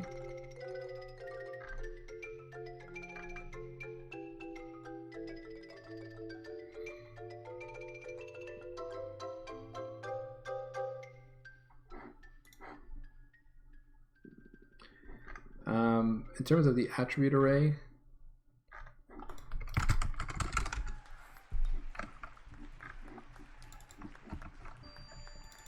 it does that. It enables the 0th one here.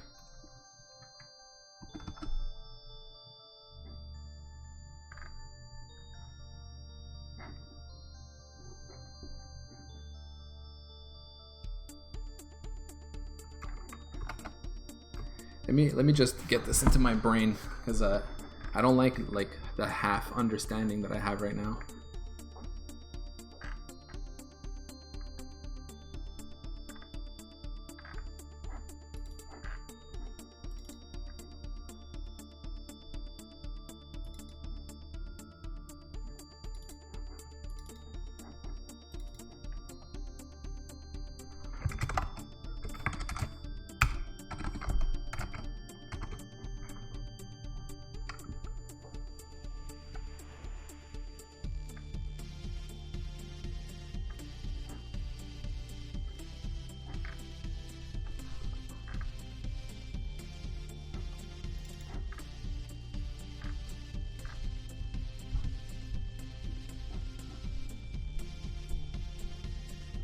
Yeah, it's kind of peculiar that we don't have an enable client state in the tutorial.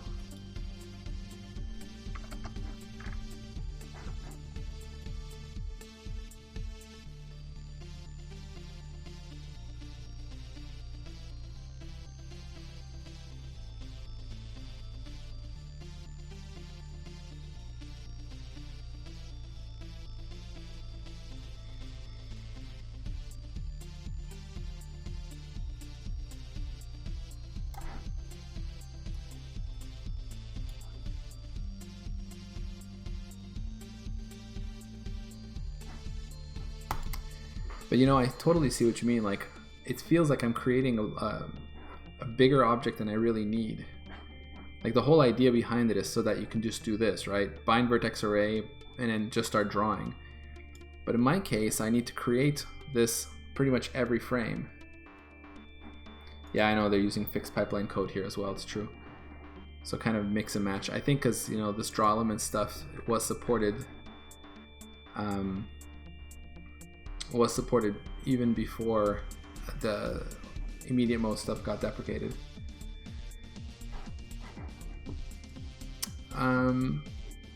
But yeah, like this is kind of like heavy-handed, right? You know, I can just go, instead of using vertex array objects, just use whatever they're called. What is the word I'm looking for?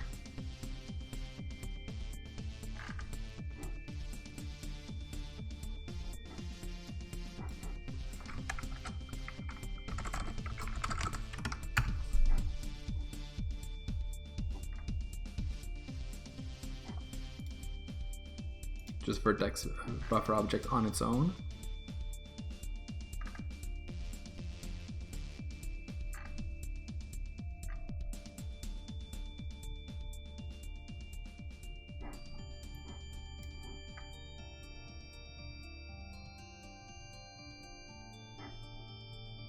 Yeah, it's super weird. You are supposed to call GL enable client state. So maybe if it's not called, the default is vertex array. Yeah, the VAO remembers the enable disable state. Anyway, okay, let's say that this is the problem. I mean, I can optimize this later, but let's just do okay, let's just do this.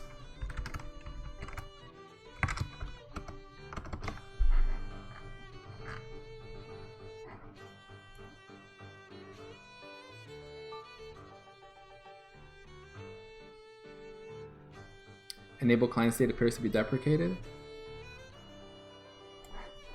Interesting.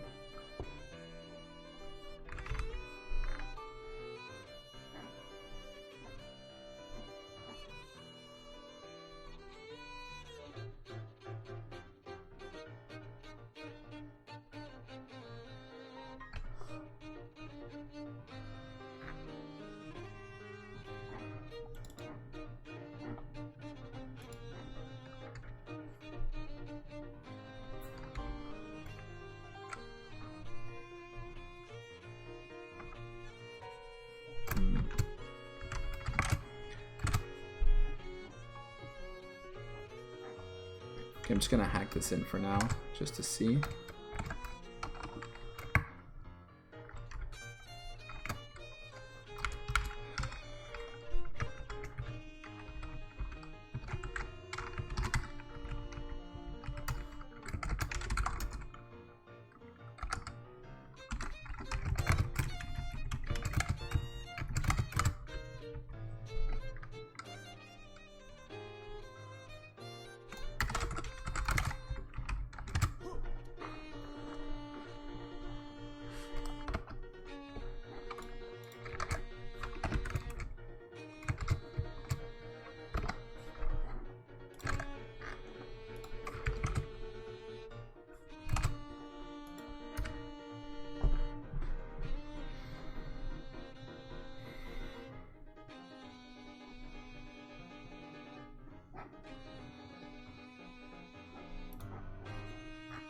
Still nothing.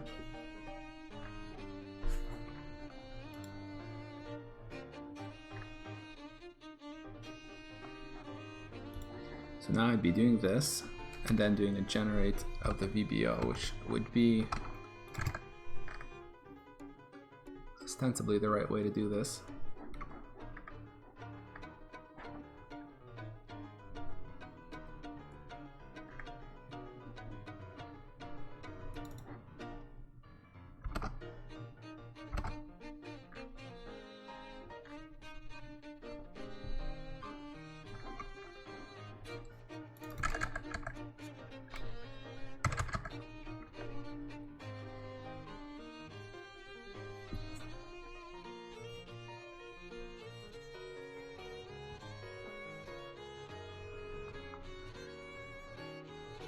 I know. Kluash says there should be a way to do this without the VAO. I'm sure you're right. I'm sure of it. The VAO is there for convenience, right? And I'm not even really making use of it, which is kind of the funny part, right? Even this tutorial, it creates it at the top here, but it doesn't actually bind the VAO again later. It goes through the process of, unless that's me, right? Because I did modify this, so maybe I just did it wrong. But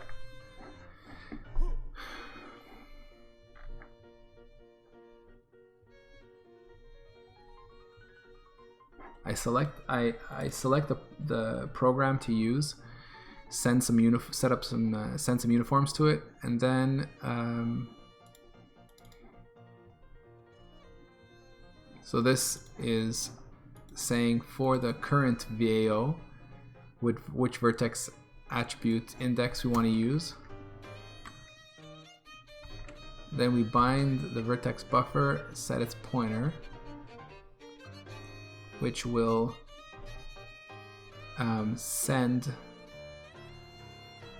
set up the data. That's right. So we're saying we want to send this on the next draw call. These will be the vertices and these will be the indices in this case. And then we draw.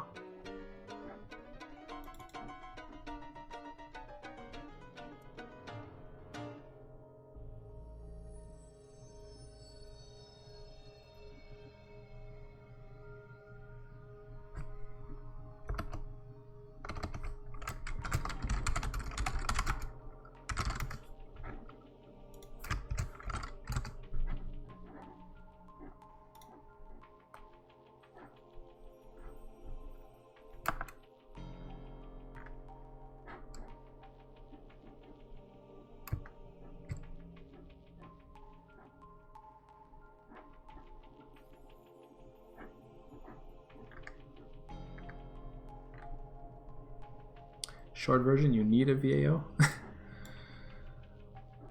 But for maximum compatibility, you need to create one. VAOs are the objects that store the state around the following calls.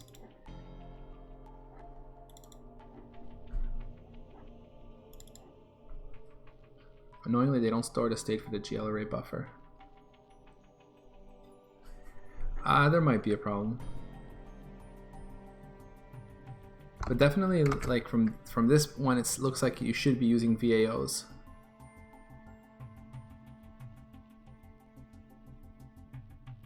You still need a VAO bound.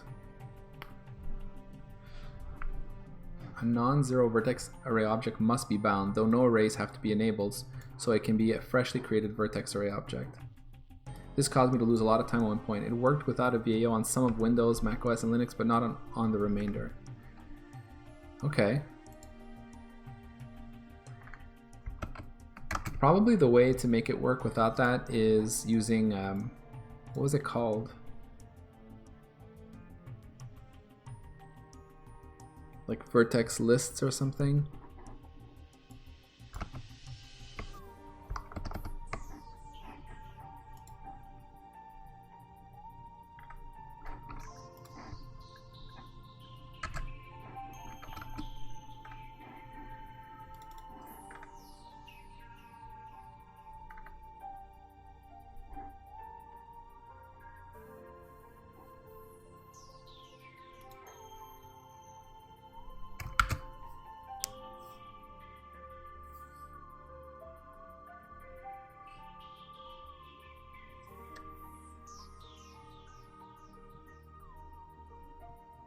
Actually, this size here is, I think this is not right, is it?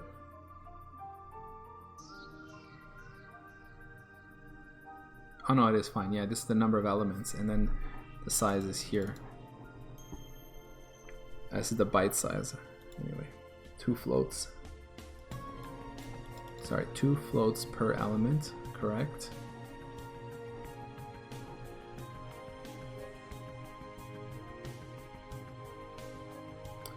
Yeah, exactly. Kluash is saying since the tutorial isn't using the VAO later on, it probably just used it to get stuff working like the forum post suggested.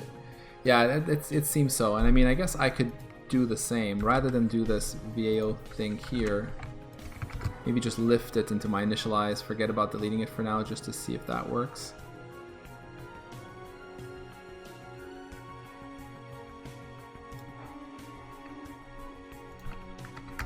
I don't know how high up they create it again.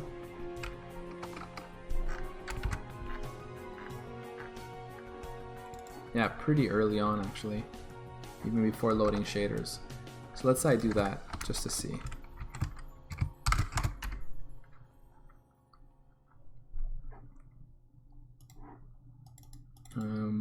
Right.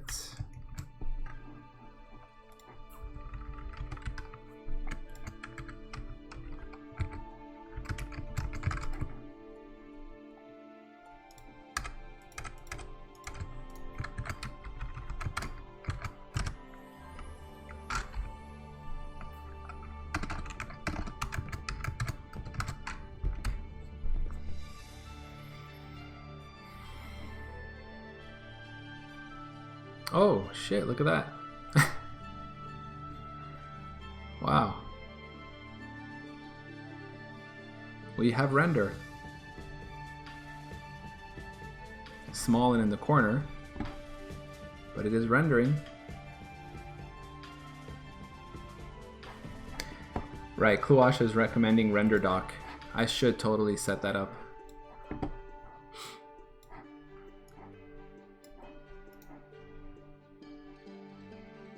Hey, this is cool.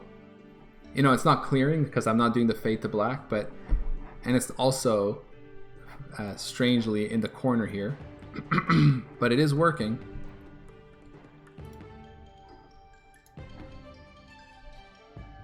So the reason why it's like that in the corner is because it's using, okay, so this has to do with the whole viewport size thing.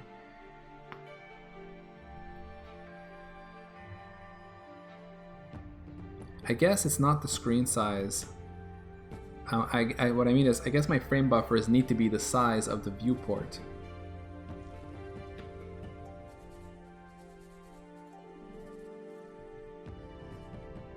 Although I thought that it would get stretched to the size of the viewport.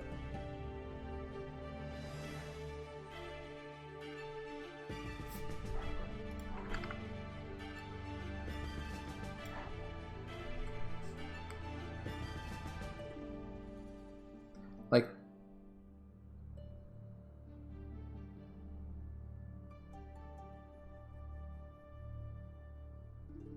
it must be when I'm doing when I render to screen here.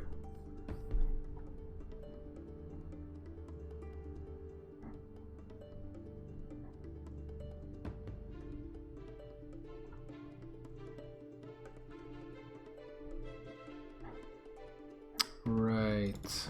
Yeah, okay. Yeah, this is the wrong viewport setting. When I actually want to, so I have some kind of confusing naming going on here. I use screen and window, and screen is kind of like the logical screen size of the Vectrex, which is 256 by 256. But what I actually meant here, so that's screen, and so that's what I want to use when I'm defining my textures and rendering into the textures. But when I finally render to what I'm calling screen here, but it's really more like window. Right, I need to come up with better names here, but here I want the window size.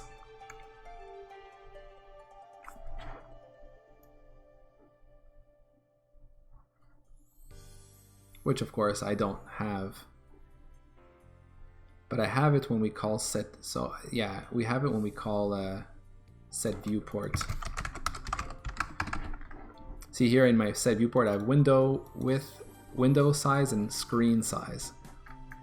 And the idea behind that is the window size is like the, you know, physical window you'll see, and then the screen is the kind of game screen size, which I use to set up my projection matrix.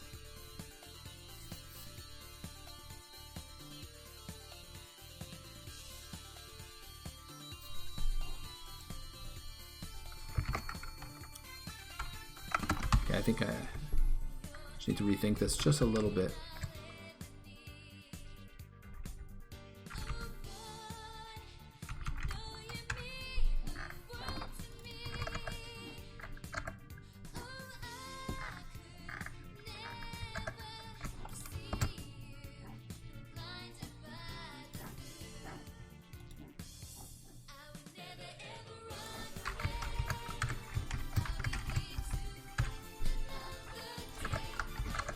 Okay, let's change this a bit.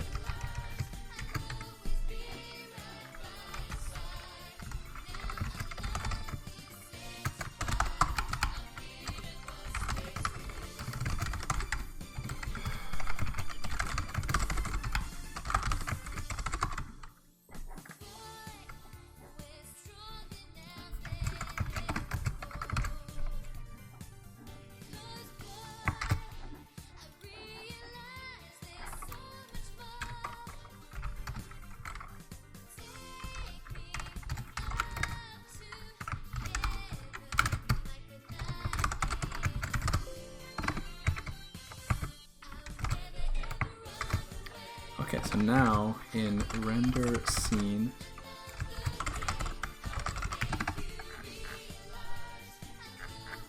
we can use the window width and the window height.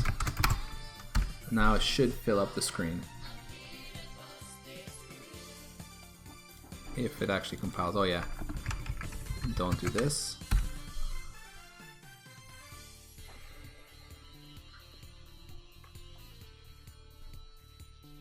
Okay.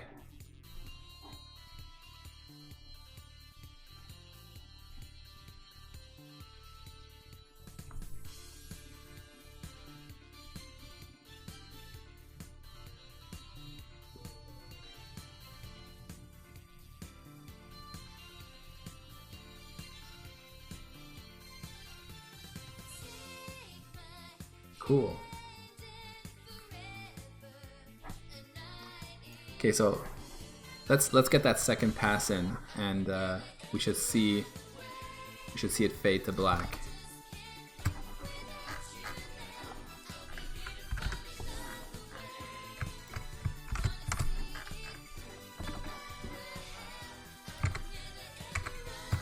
Look at it.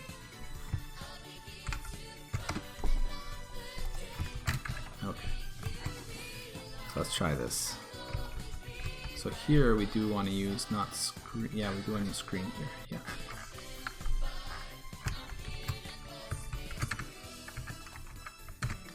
Okay, so we'll remove the hacks. Don't need this. Won't need this. We will have to swap the two here.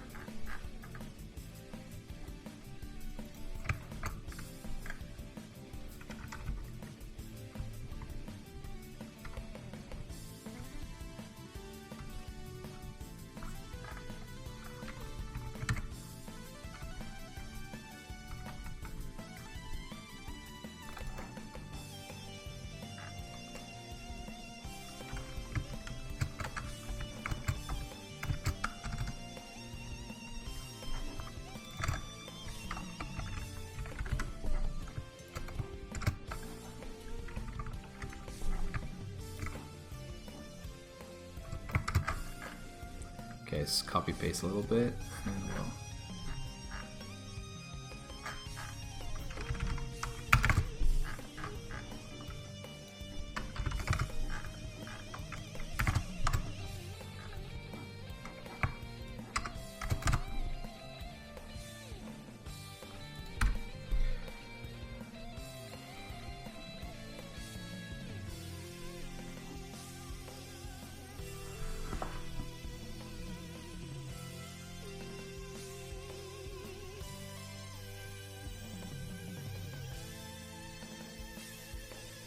You know what? I think it is working.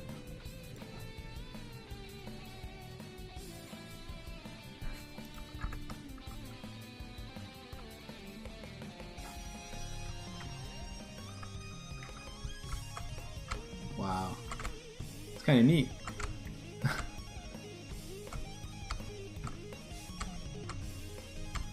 Okay, I definitely don't think I ever had it this low res. Let me try something.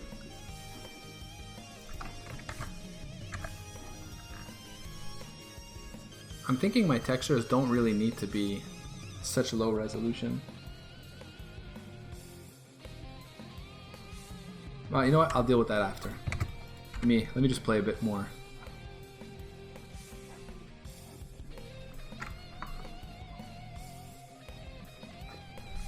It's cool, right? That the fade effect, the trails and everything.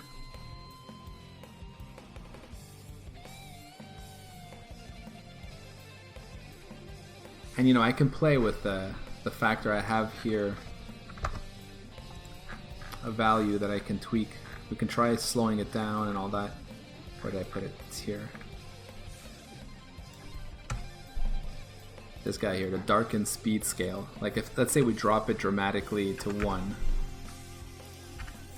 So it's gonna be really like crazy trail.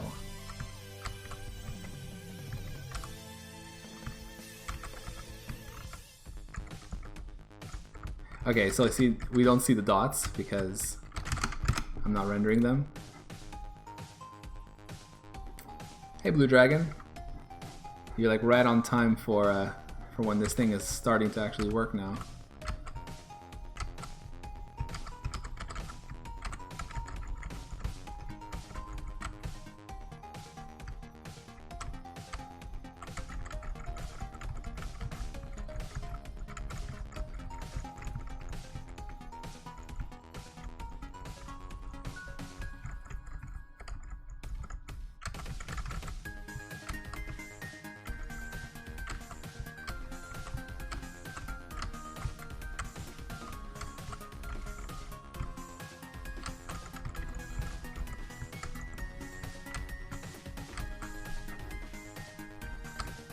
I'm pretty happy with this. It's pretty cool.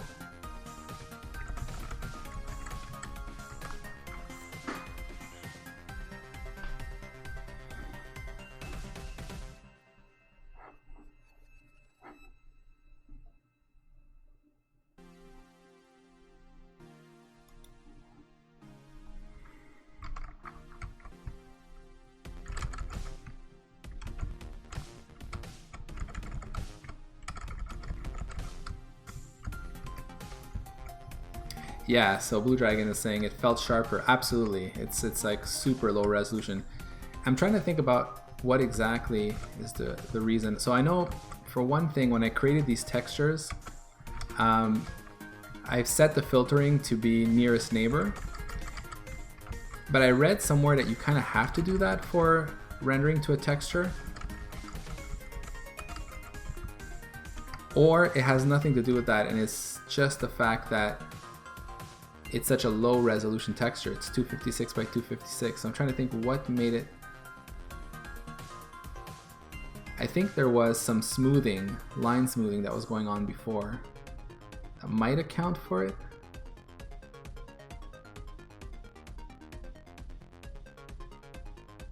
What was I doing before? Yeah, all I did was I would set up my projection matrix in terms of the screen size,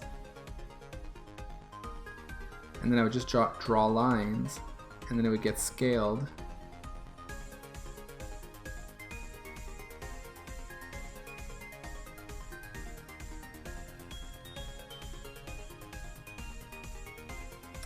Yeah, that's what I'm wondering. Can I just increase the texture resolution and that's it?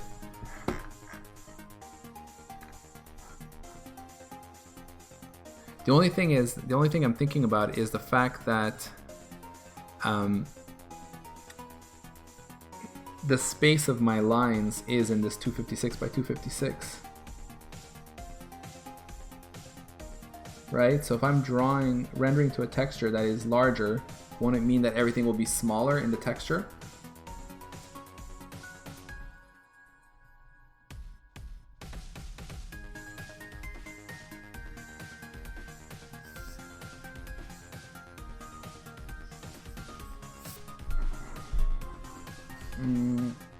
Is that true?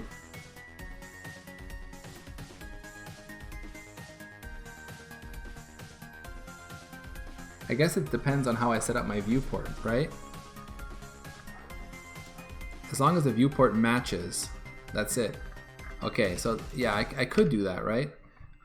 So let's say here when we set up the screen width, like let's just make it 4 times larger.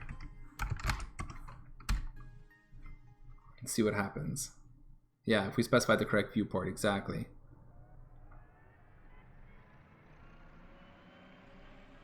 apparently I didn't do it right. This might have been too high level here.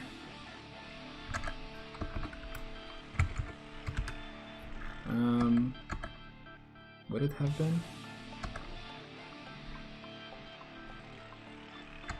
Where do I create my textures? Oh, it's because I'm not using this to create the textures, am I?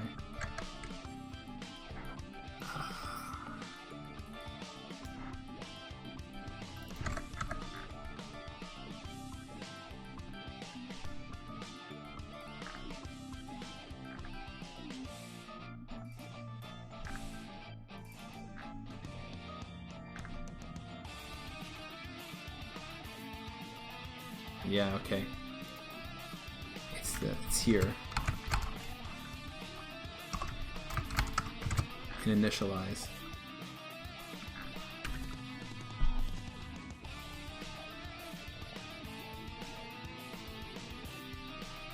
No. Why is it not working? Okay, that's what I did before, isn't it?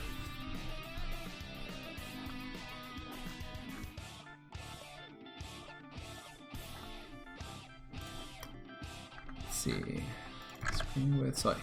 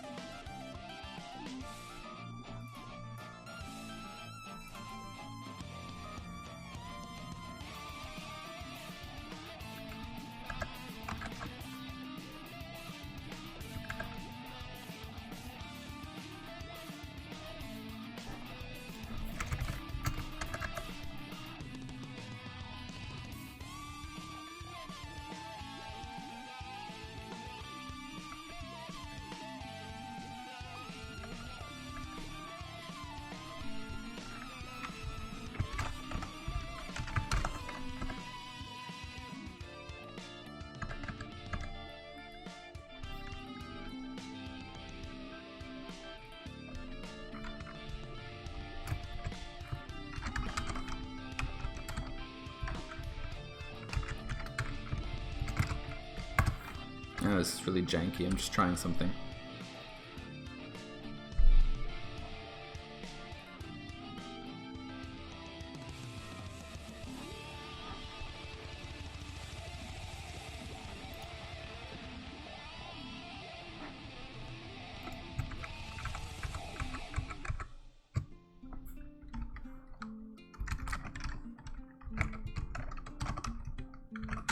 That should be the same as what I just did.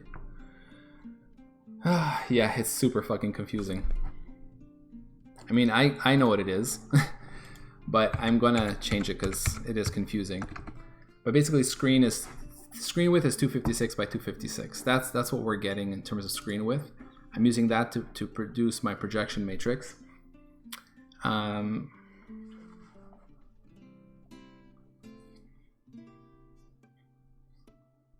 that's correct. It's just for the viewport stuff that I don't want that.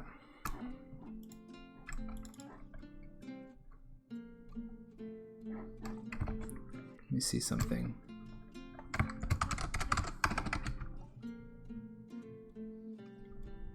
Yeah, so I've already set the screen width and screen height here. This is what I was saying. Screen width and screen height are the Vectrex screen dimensions. So that's 256. And it's confusing, but in my mind it was like the screen of the Vectrex, you know? And then the window is what we actually render to. So that's what that is about. And so when we initialize, we have the screen size, which is the Vectrex at 256 by 256. So if I multiply these, let's say by 2 to double the resolution, this is what's used. Like if I just normalize this here and make sure it's the same everywhere. As we see, it's used to create the two textures. Here now I'm setting for 0 with texture. I set correctly the viewport to that. We keep following that. The only thing that I think is wrong is here, where we call set viewport with window width, window height. So it's the Windows dimensions, which I use to set the window viewport size. So that's like what we see. And then I build a projection matrix, but my projection matrix isn't based on window size. It's based on the screen size of 256 by 256. So now this will be wrong here, right? You just hard code it just to see, because I know it's 256 by 256.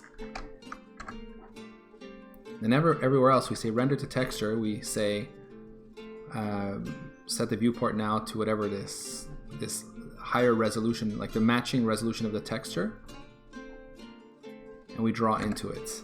Same thing here, and then that's it. This should work. Ah, there we go. Okay, so it does work. So really the mistake was just the way I was writing. It's this part here where I will need to compute this correctly. So let's increase that resolution a bit more. Let's go like 4 times.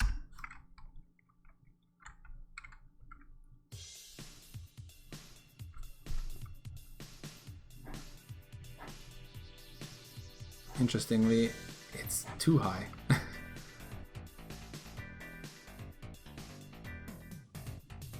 Wait, why would that be?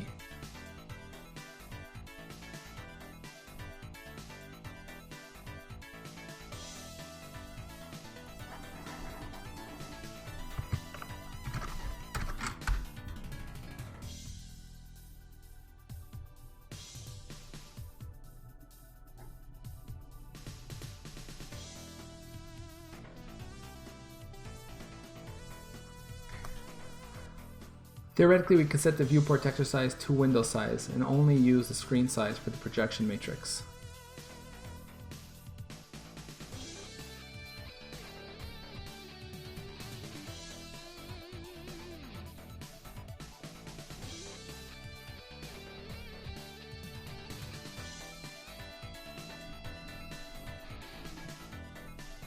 I suppose that's true.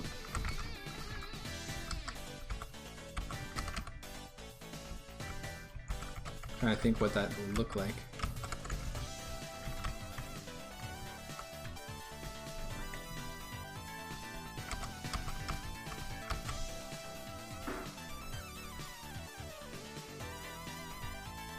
I mean, this already looks a lot better, but it's still not quite what I was expecting, and it kind of bothers me that when I increase it arbitrarily higher to like 4 times, that it starts cutting things off. So, you know what? Okay, that's the smoothing, right? That's okay, that's the nearest neighbor interpolation when scaling up.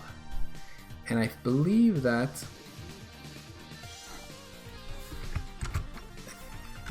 is shade model even, I think shade model is not used. How do I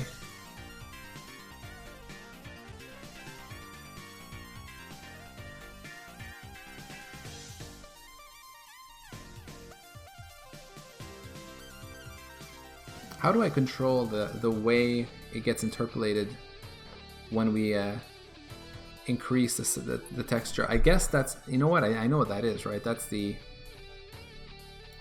magnification filter.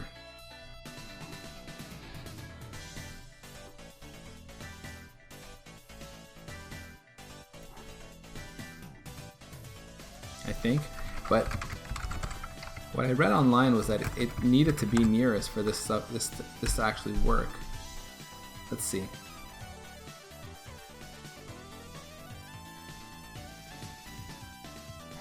No, it's still not looking right.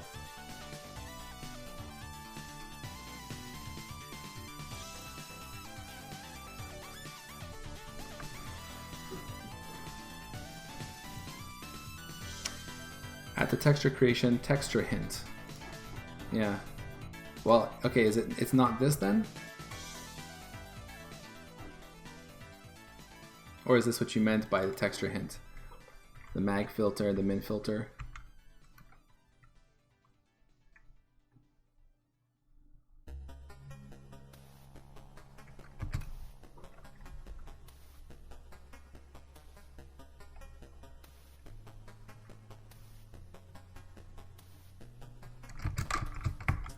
I think it would just be the mag.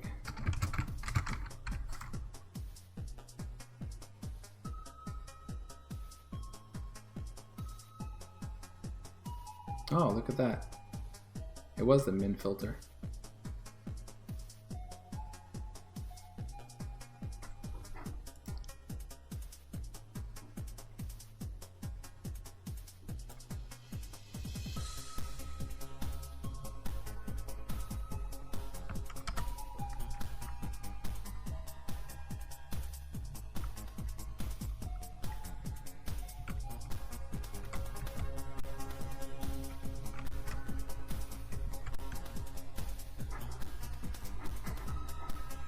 So that does make a difference. What I read was that something about needing to do this to avoid having to create mip maps for the shader. Because we're creating a texture that we want to render to.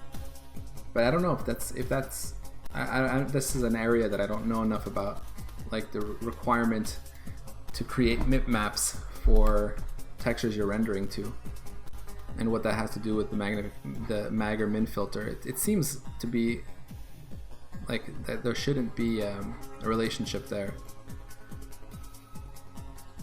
I mean, having to create mip maps if you set it to linear, let's say.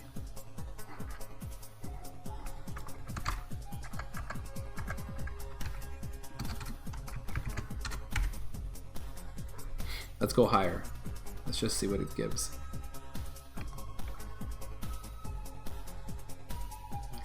Yeah, so one thing I'm noticing is that higher the resolution, the darker everything looks. Let me switch to release. I think I may be taxing my screen, my frame right there.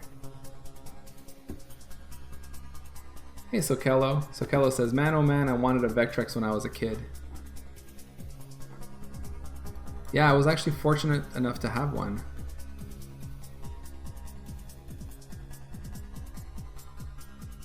Kluash says, nah, the mip-map thing shouldn't be a problem.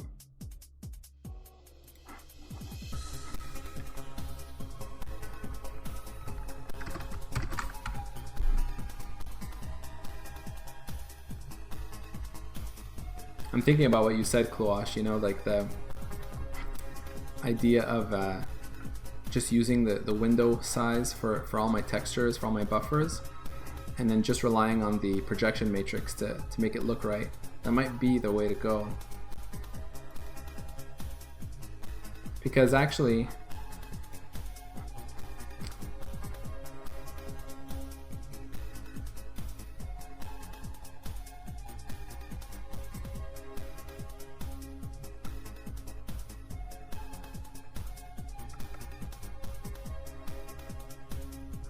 yeah. So I mean, a pretty easy way to fix that here, to try that, if we want to hack it quickly, is to say,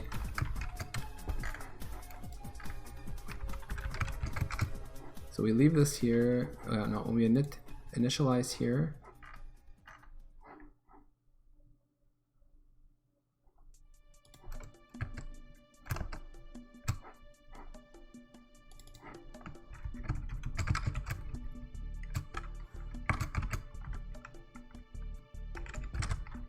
pass in that, and we still have the hack in here for the projection matrix. So let's just try that.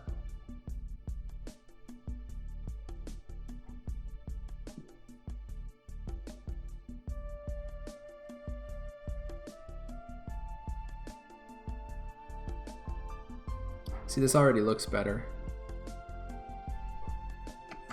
Yeah, I think that was a good idea, Kluash. I think by making the texture be to match the window size, then the only correction that occurs is on projecting the vertices, right? as opposed to relying on scaling. See, it looks actually a lot better. Because the problem before is that we were relying on scaling the texture to the screen, and so that is where the minification and magnification filter came in. In fact, I can now probably go back to I think I can go back to nearest and it will look the same, because we won't have any more scaling of the texture. Let's see. Yeah, see, it looks the same now. This actually looks pretty much like what I had before. I mean, before all the shader stuff. It's still bothering me how it's flickering though. And you know, and I guess that has to do with, I have to play with the rate of fade out to kind of try to match a rate that makes sense. Maybe it's fading out too fast. We can play with that right now actually. Just bring this here. Just break for a sec.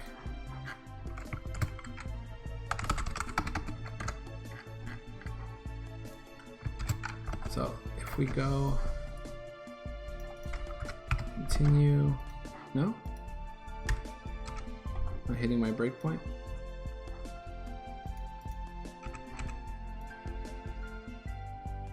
Oh, wrong. That was a tutorial Visual Studio.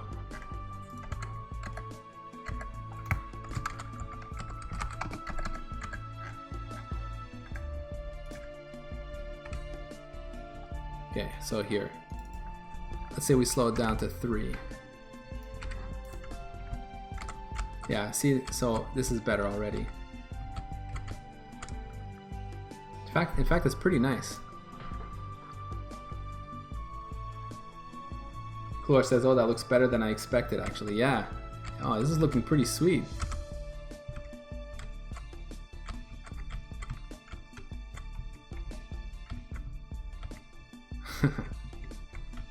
Yo, I'm really happy with this.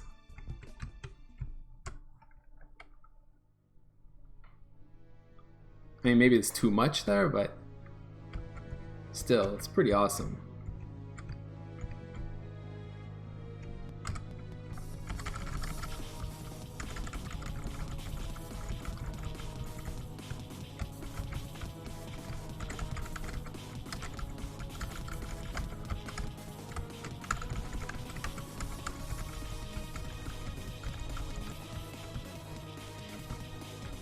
It's cool. Like, it's interesting because you can still see a bit of a flicker, right? And you know, that is actually how it looks when you play the Vectrex. There is a flicker because it is a vector beam that's just drawing lines, and it's fading out to black naturally, and so you do see some flicker there, and it's kind of being reproduced here. I just don't have, you know, the exact timings down just yet. Like, okay, so this is 3. Let's try, you know, 4, just to see how that feels. So speed it up a little bit more.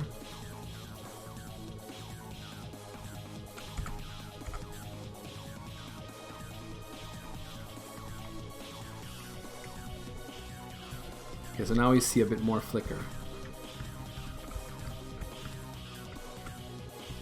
But still pretty nice.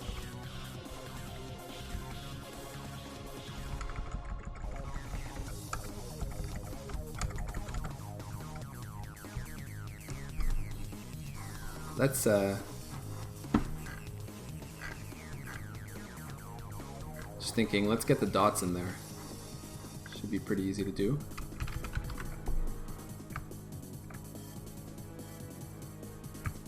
Like if we just grab this and make a little function out of it.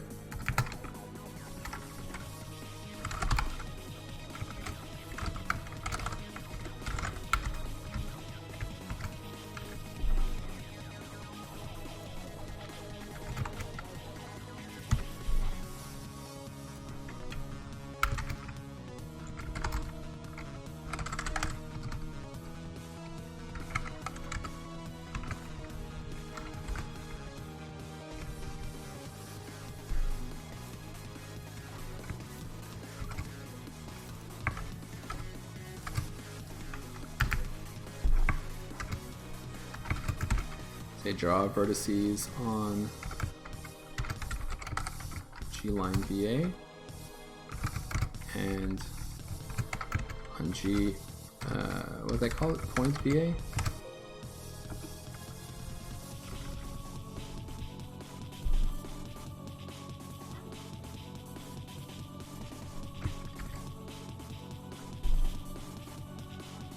I have a syntax error somewhere. Oh yeah.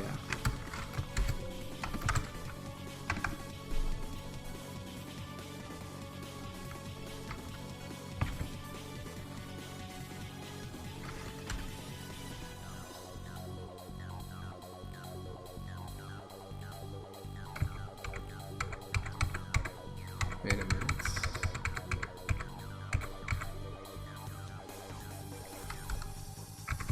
Oh, that's why, okay.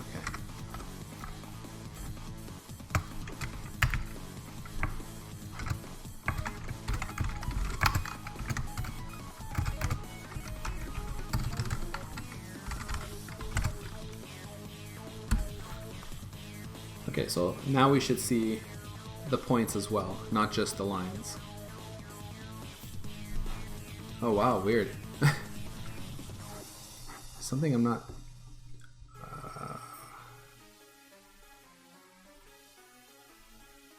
Oh right, of course.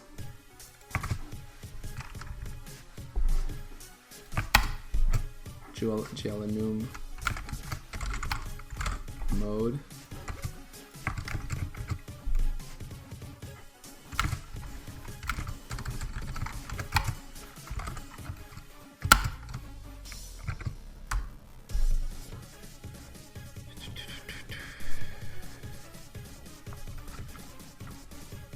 Okay.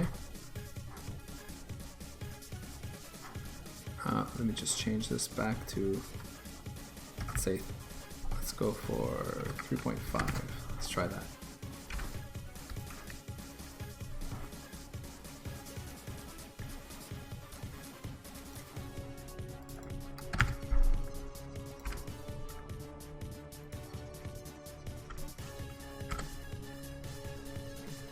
Okay, so there are the dots.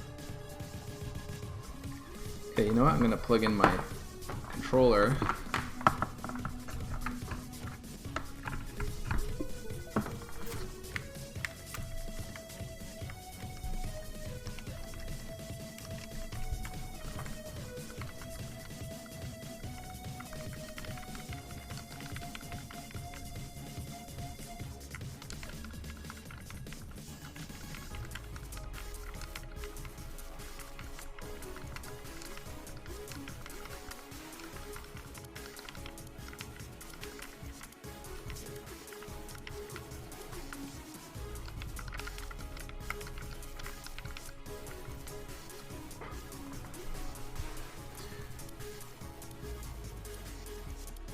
I gotta say, I'm pretty happy with this.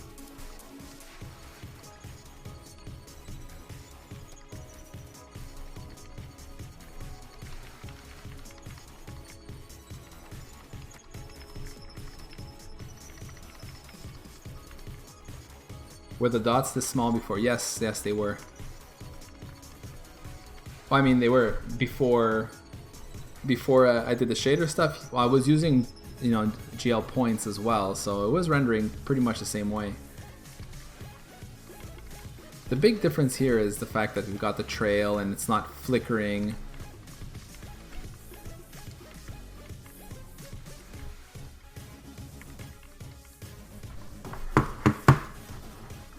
Like, if you want to see what it looked like before.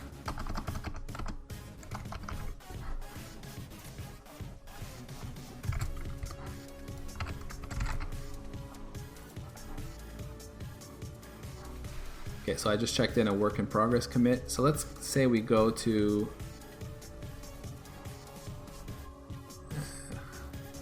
here. Check out master. Let's see what it looks like. I'm gonna have to regen with CMake.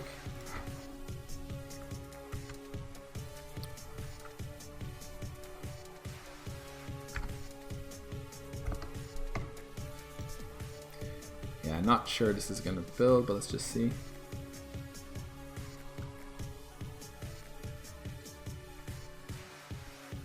I may need to clear to see make cache.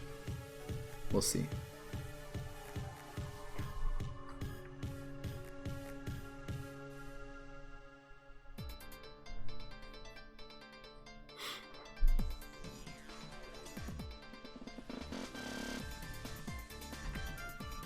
All right, so this is the before. I mean, it'll look similar, right? But the big difference will be the kind of, you know, the sort of VSync-like clip, I don't know what you call that, but the tearing, really. It's going to be the tearing that you'll notice. There. Like all this crazy, wonky stuff going on there. And this kind of ugly, tearing style trail. So Kello says, love your work. Wondering what made you start because there are already a few emulators. You mean emulators for the Vectrex? Actually, my first emulator was a NES emulator, and there are definitely a lot of NES emulators out there. So it's not about doing something that hasn't been done. It's just about doing something fun for me to learn. The Vectrex is a system I own and that I played on as a kid, and I really loved it. And I just thought it would be kind of fun after I did the NES emulator, which is also a system I owned and loved. I just thought, okay, I've done an emulator and it's cool, you know, it's raster based and sprites and all that. And I just thought it would be fun to do something that's vector based.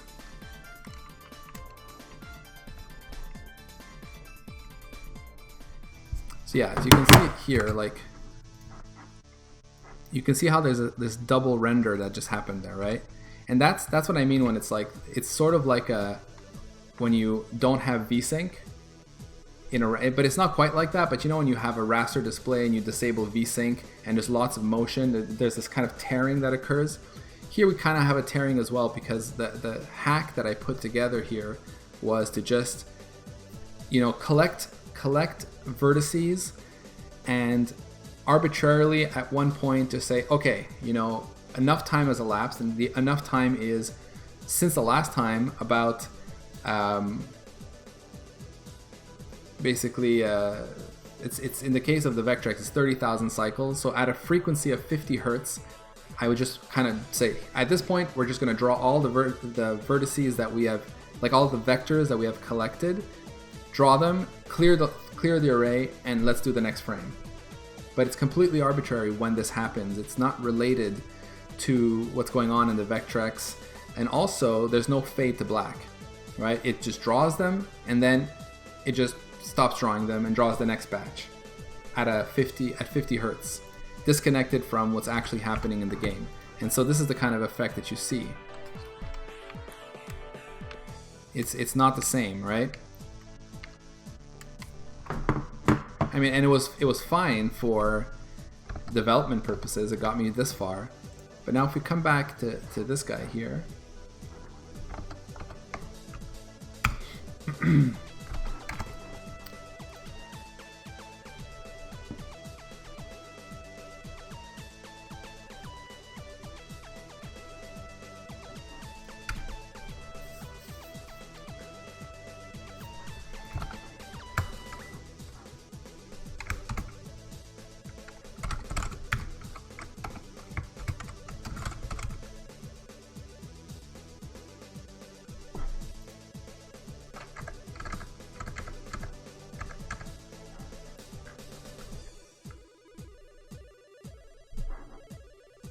and actually let's set this to the 3. That seemed to be a pretty nice value.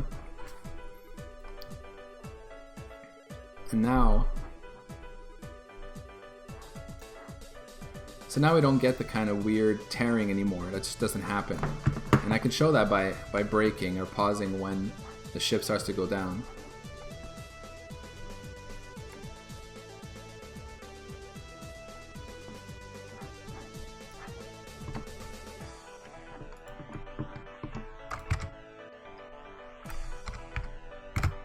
you can see, like we have instead the extra lines are basically the lines of it fading out to black, and the brightest line is the one on the bottom because that's the one that's rendered last. And you can see the dots as they're moving into position, the stars or the mines. It's very obvious that there's a bright point on the left side, and then it trails, right?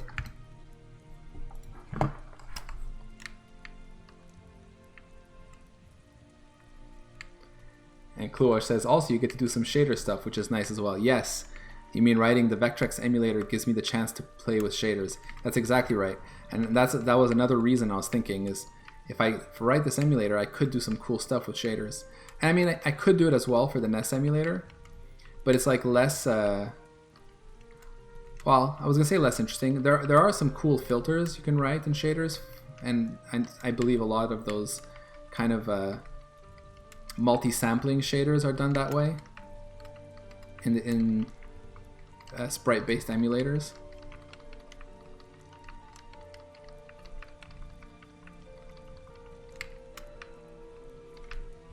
This is cool.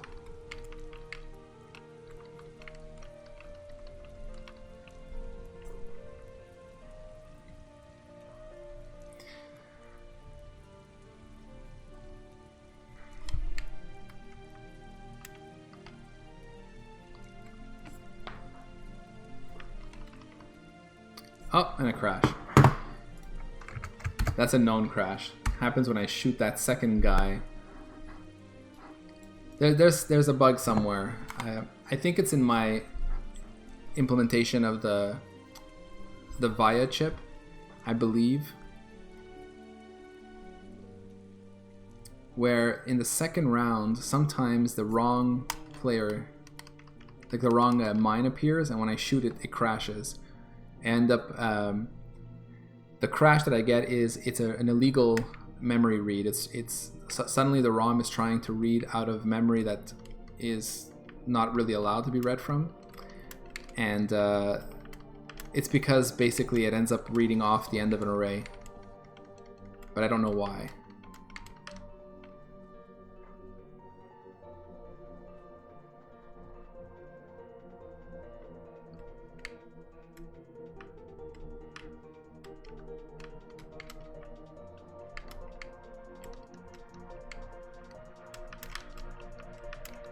So another thing I'm going to be doing, now that I have shaders, so this is going to be fun, right? Like, with shaders I can do a lot of stuff. So, you know, I was thinking maybe doing some anti-aliasing, some blurring. I would like to do like a glow effect. So there's that. Another thing I need to do is I need to handle, because right now I'm just drawing vectors, but actually I need to take into account the brightness values. There's actually was it 128 possible brightness values for the beam when you're drawing in the Vectrex. I'm completely ignoring that and just drawing, you know, pure white. So I'll want to do that. Yeah, and possibly do some kind of glow, which is maybe like a bloom effect. And also, the Vectrex comes with physical overlays. Or like literally like these screens that you put physically on top of it, because it's a black and white screen, right? So to add color, you'd put these screens on top. So like if I show you, there are a whole bunch of Vectrex overlays. Like they look like this. Yeah, like this. See, there's like for different games. So that this one's for Mindstorm. This is Scramble, Star Trek. And some, you know, some of them are useful, and like Star Trek here has this yellow square in the middle, and that's kind of like your target aim, where you're aiming. And some of them don't really have much use, like this one here for Spike. But although they do tell you what the 4 buttons do normally at the bottom, right? And so now that I have, you know, the shader stuff going, I can totally get images. Like there's all these images of these, and I could just load up that in a texture and blend it on top of the final result, right? So I would take all of these, you know, match them to the cart that I'm loading and do the right thing. So that's going to be really nice. It's going to add something. See, this is what it would look like with the game rendering its lines with the overlay on top.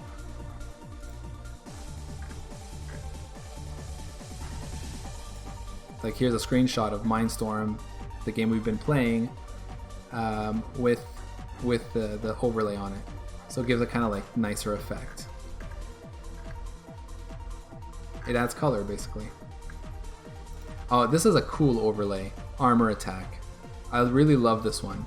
It's probably one of the coolest overlays they made, because in the game you've got these squares that show you the buildings, and you know you can't really you can go along these buildings, but what they did is they actually drew, you know, kind of like stuff inside the squares to give you the feeling like there's actually stuff there, you know, and that's why you can't pass. It's not really buildings, I suppose. It's more like yeah, some structures and stuff from a high vantage point. So I find this a really nice one. Kluash says, I think coloring stuff depending on how fast it moves might be interesting for some games. Yeah, I was thinking about like coming up with unique effects, like rather than the overlay. Yeah, like you're saying, you know, try to. It would be really cool if you could even go deeper than that, like kind of try to identify objects.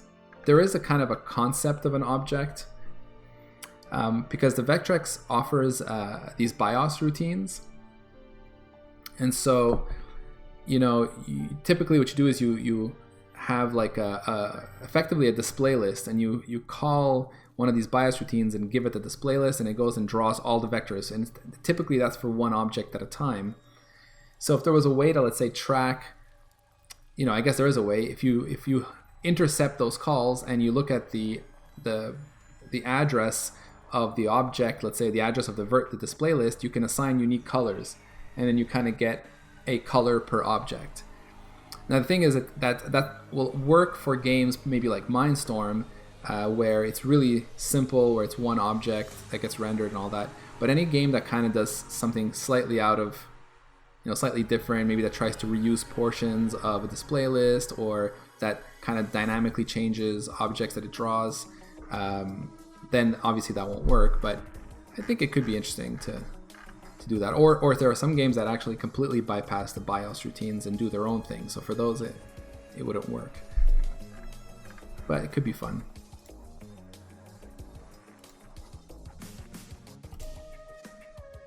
So yeah, I'm looking at the time here. It's past midnight, so I think I'm gonna call it a night. So guys, thanks for hanging out. Kluash, thanks for your help with pointing me in the right direction for some of the OpenGL stuff. That was cool. And next time I'm gonna clean up some of this code, and there's definitely a lot of stuff to clean up in here, but should be good. So yeah, thanks guys. And I'll hopefully see you guys next Monday. Take it easy.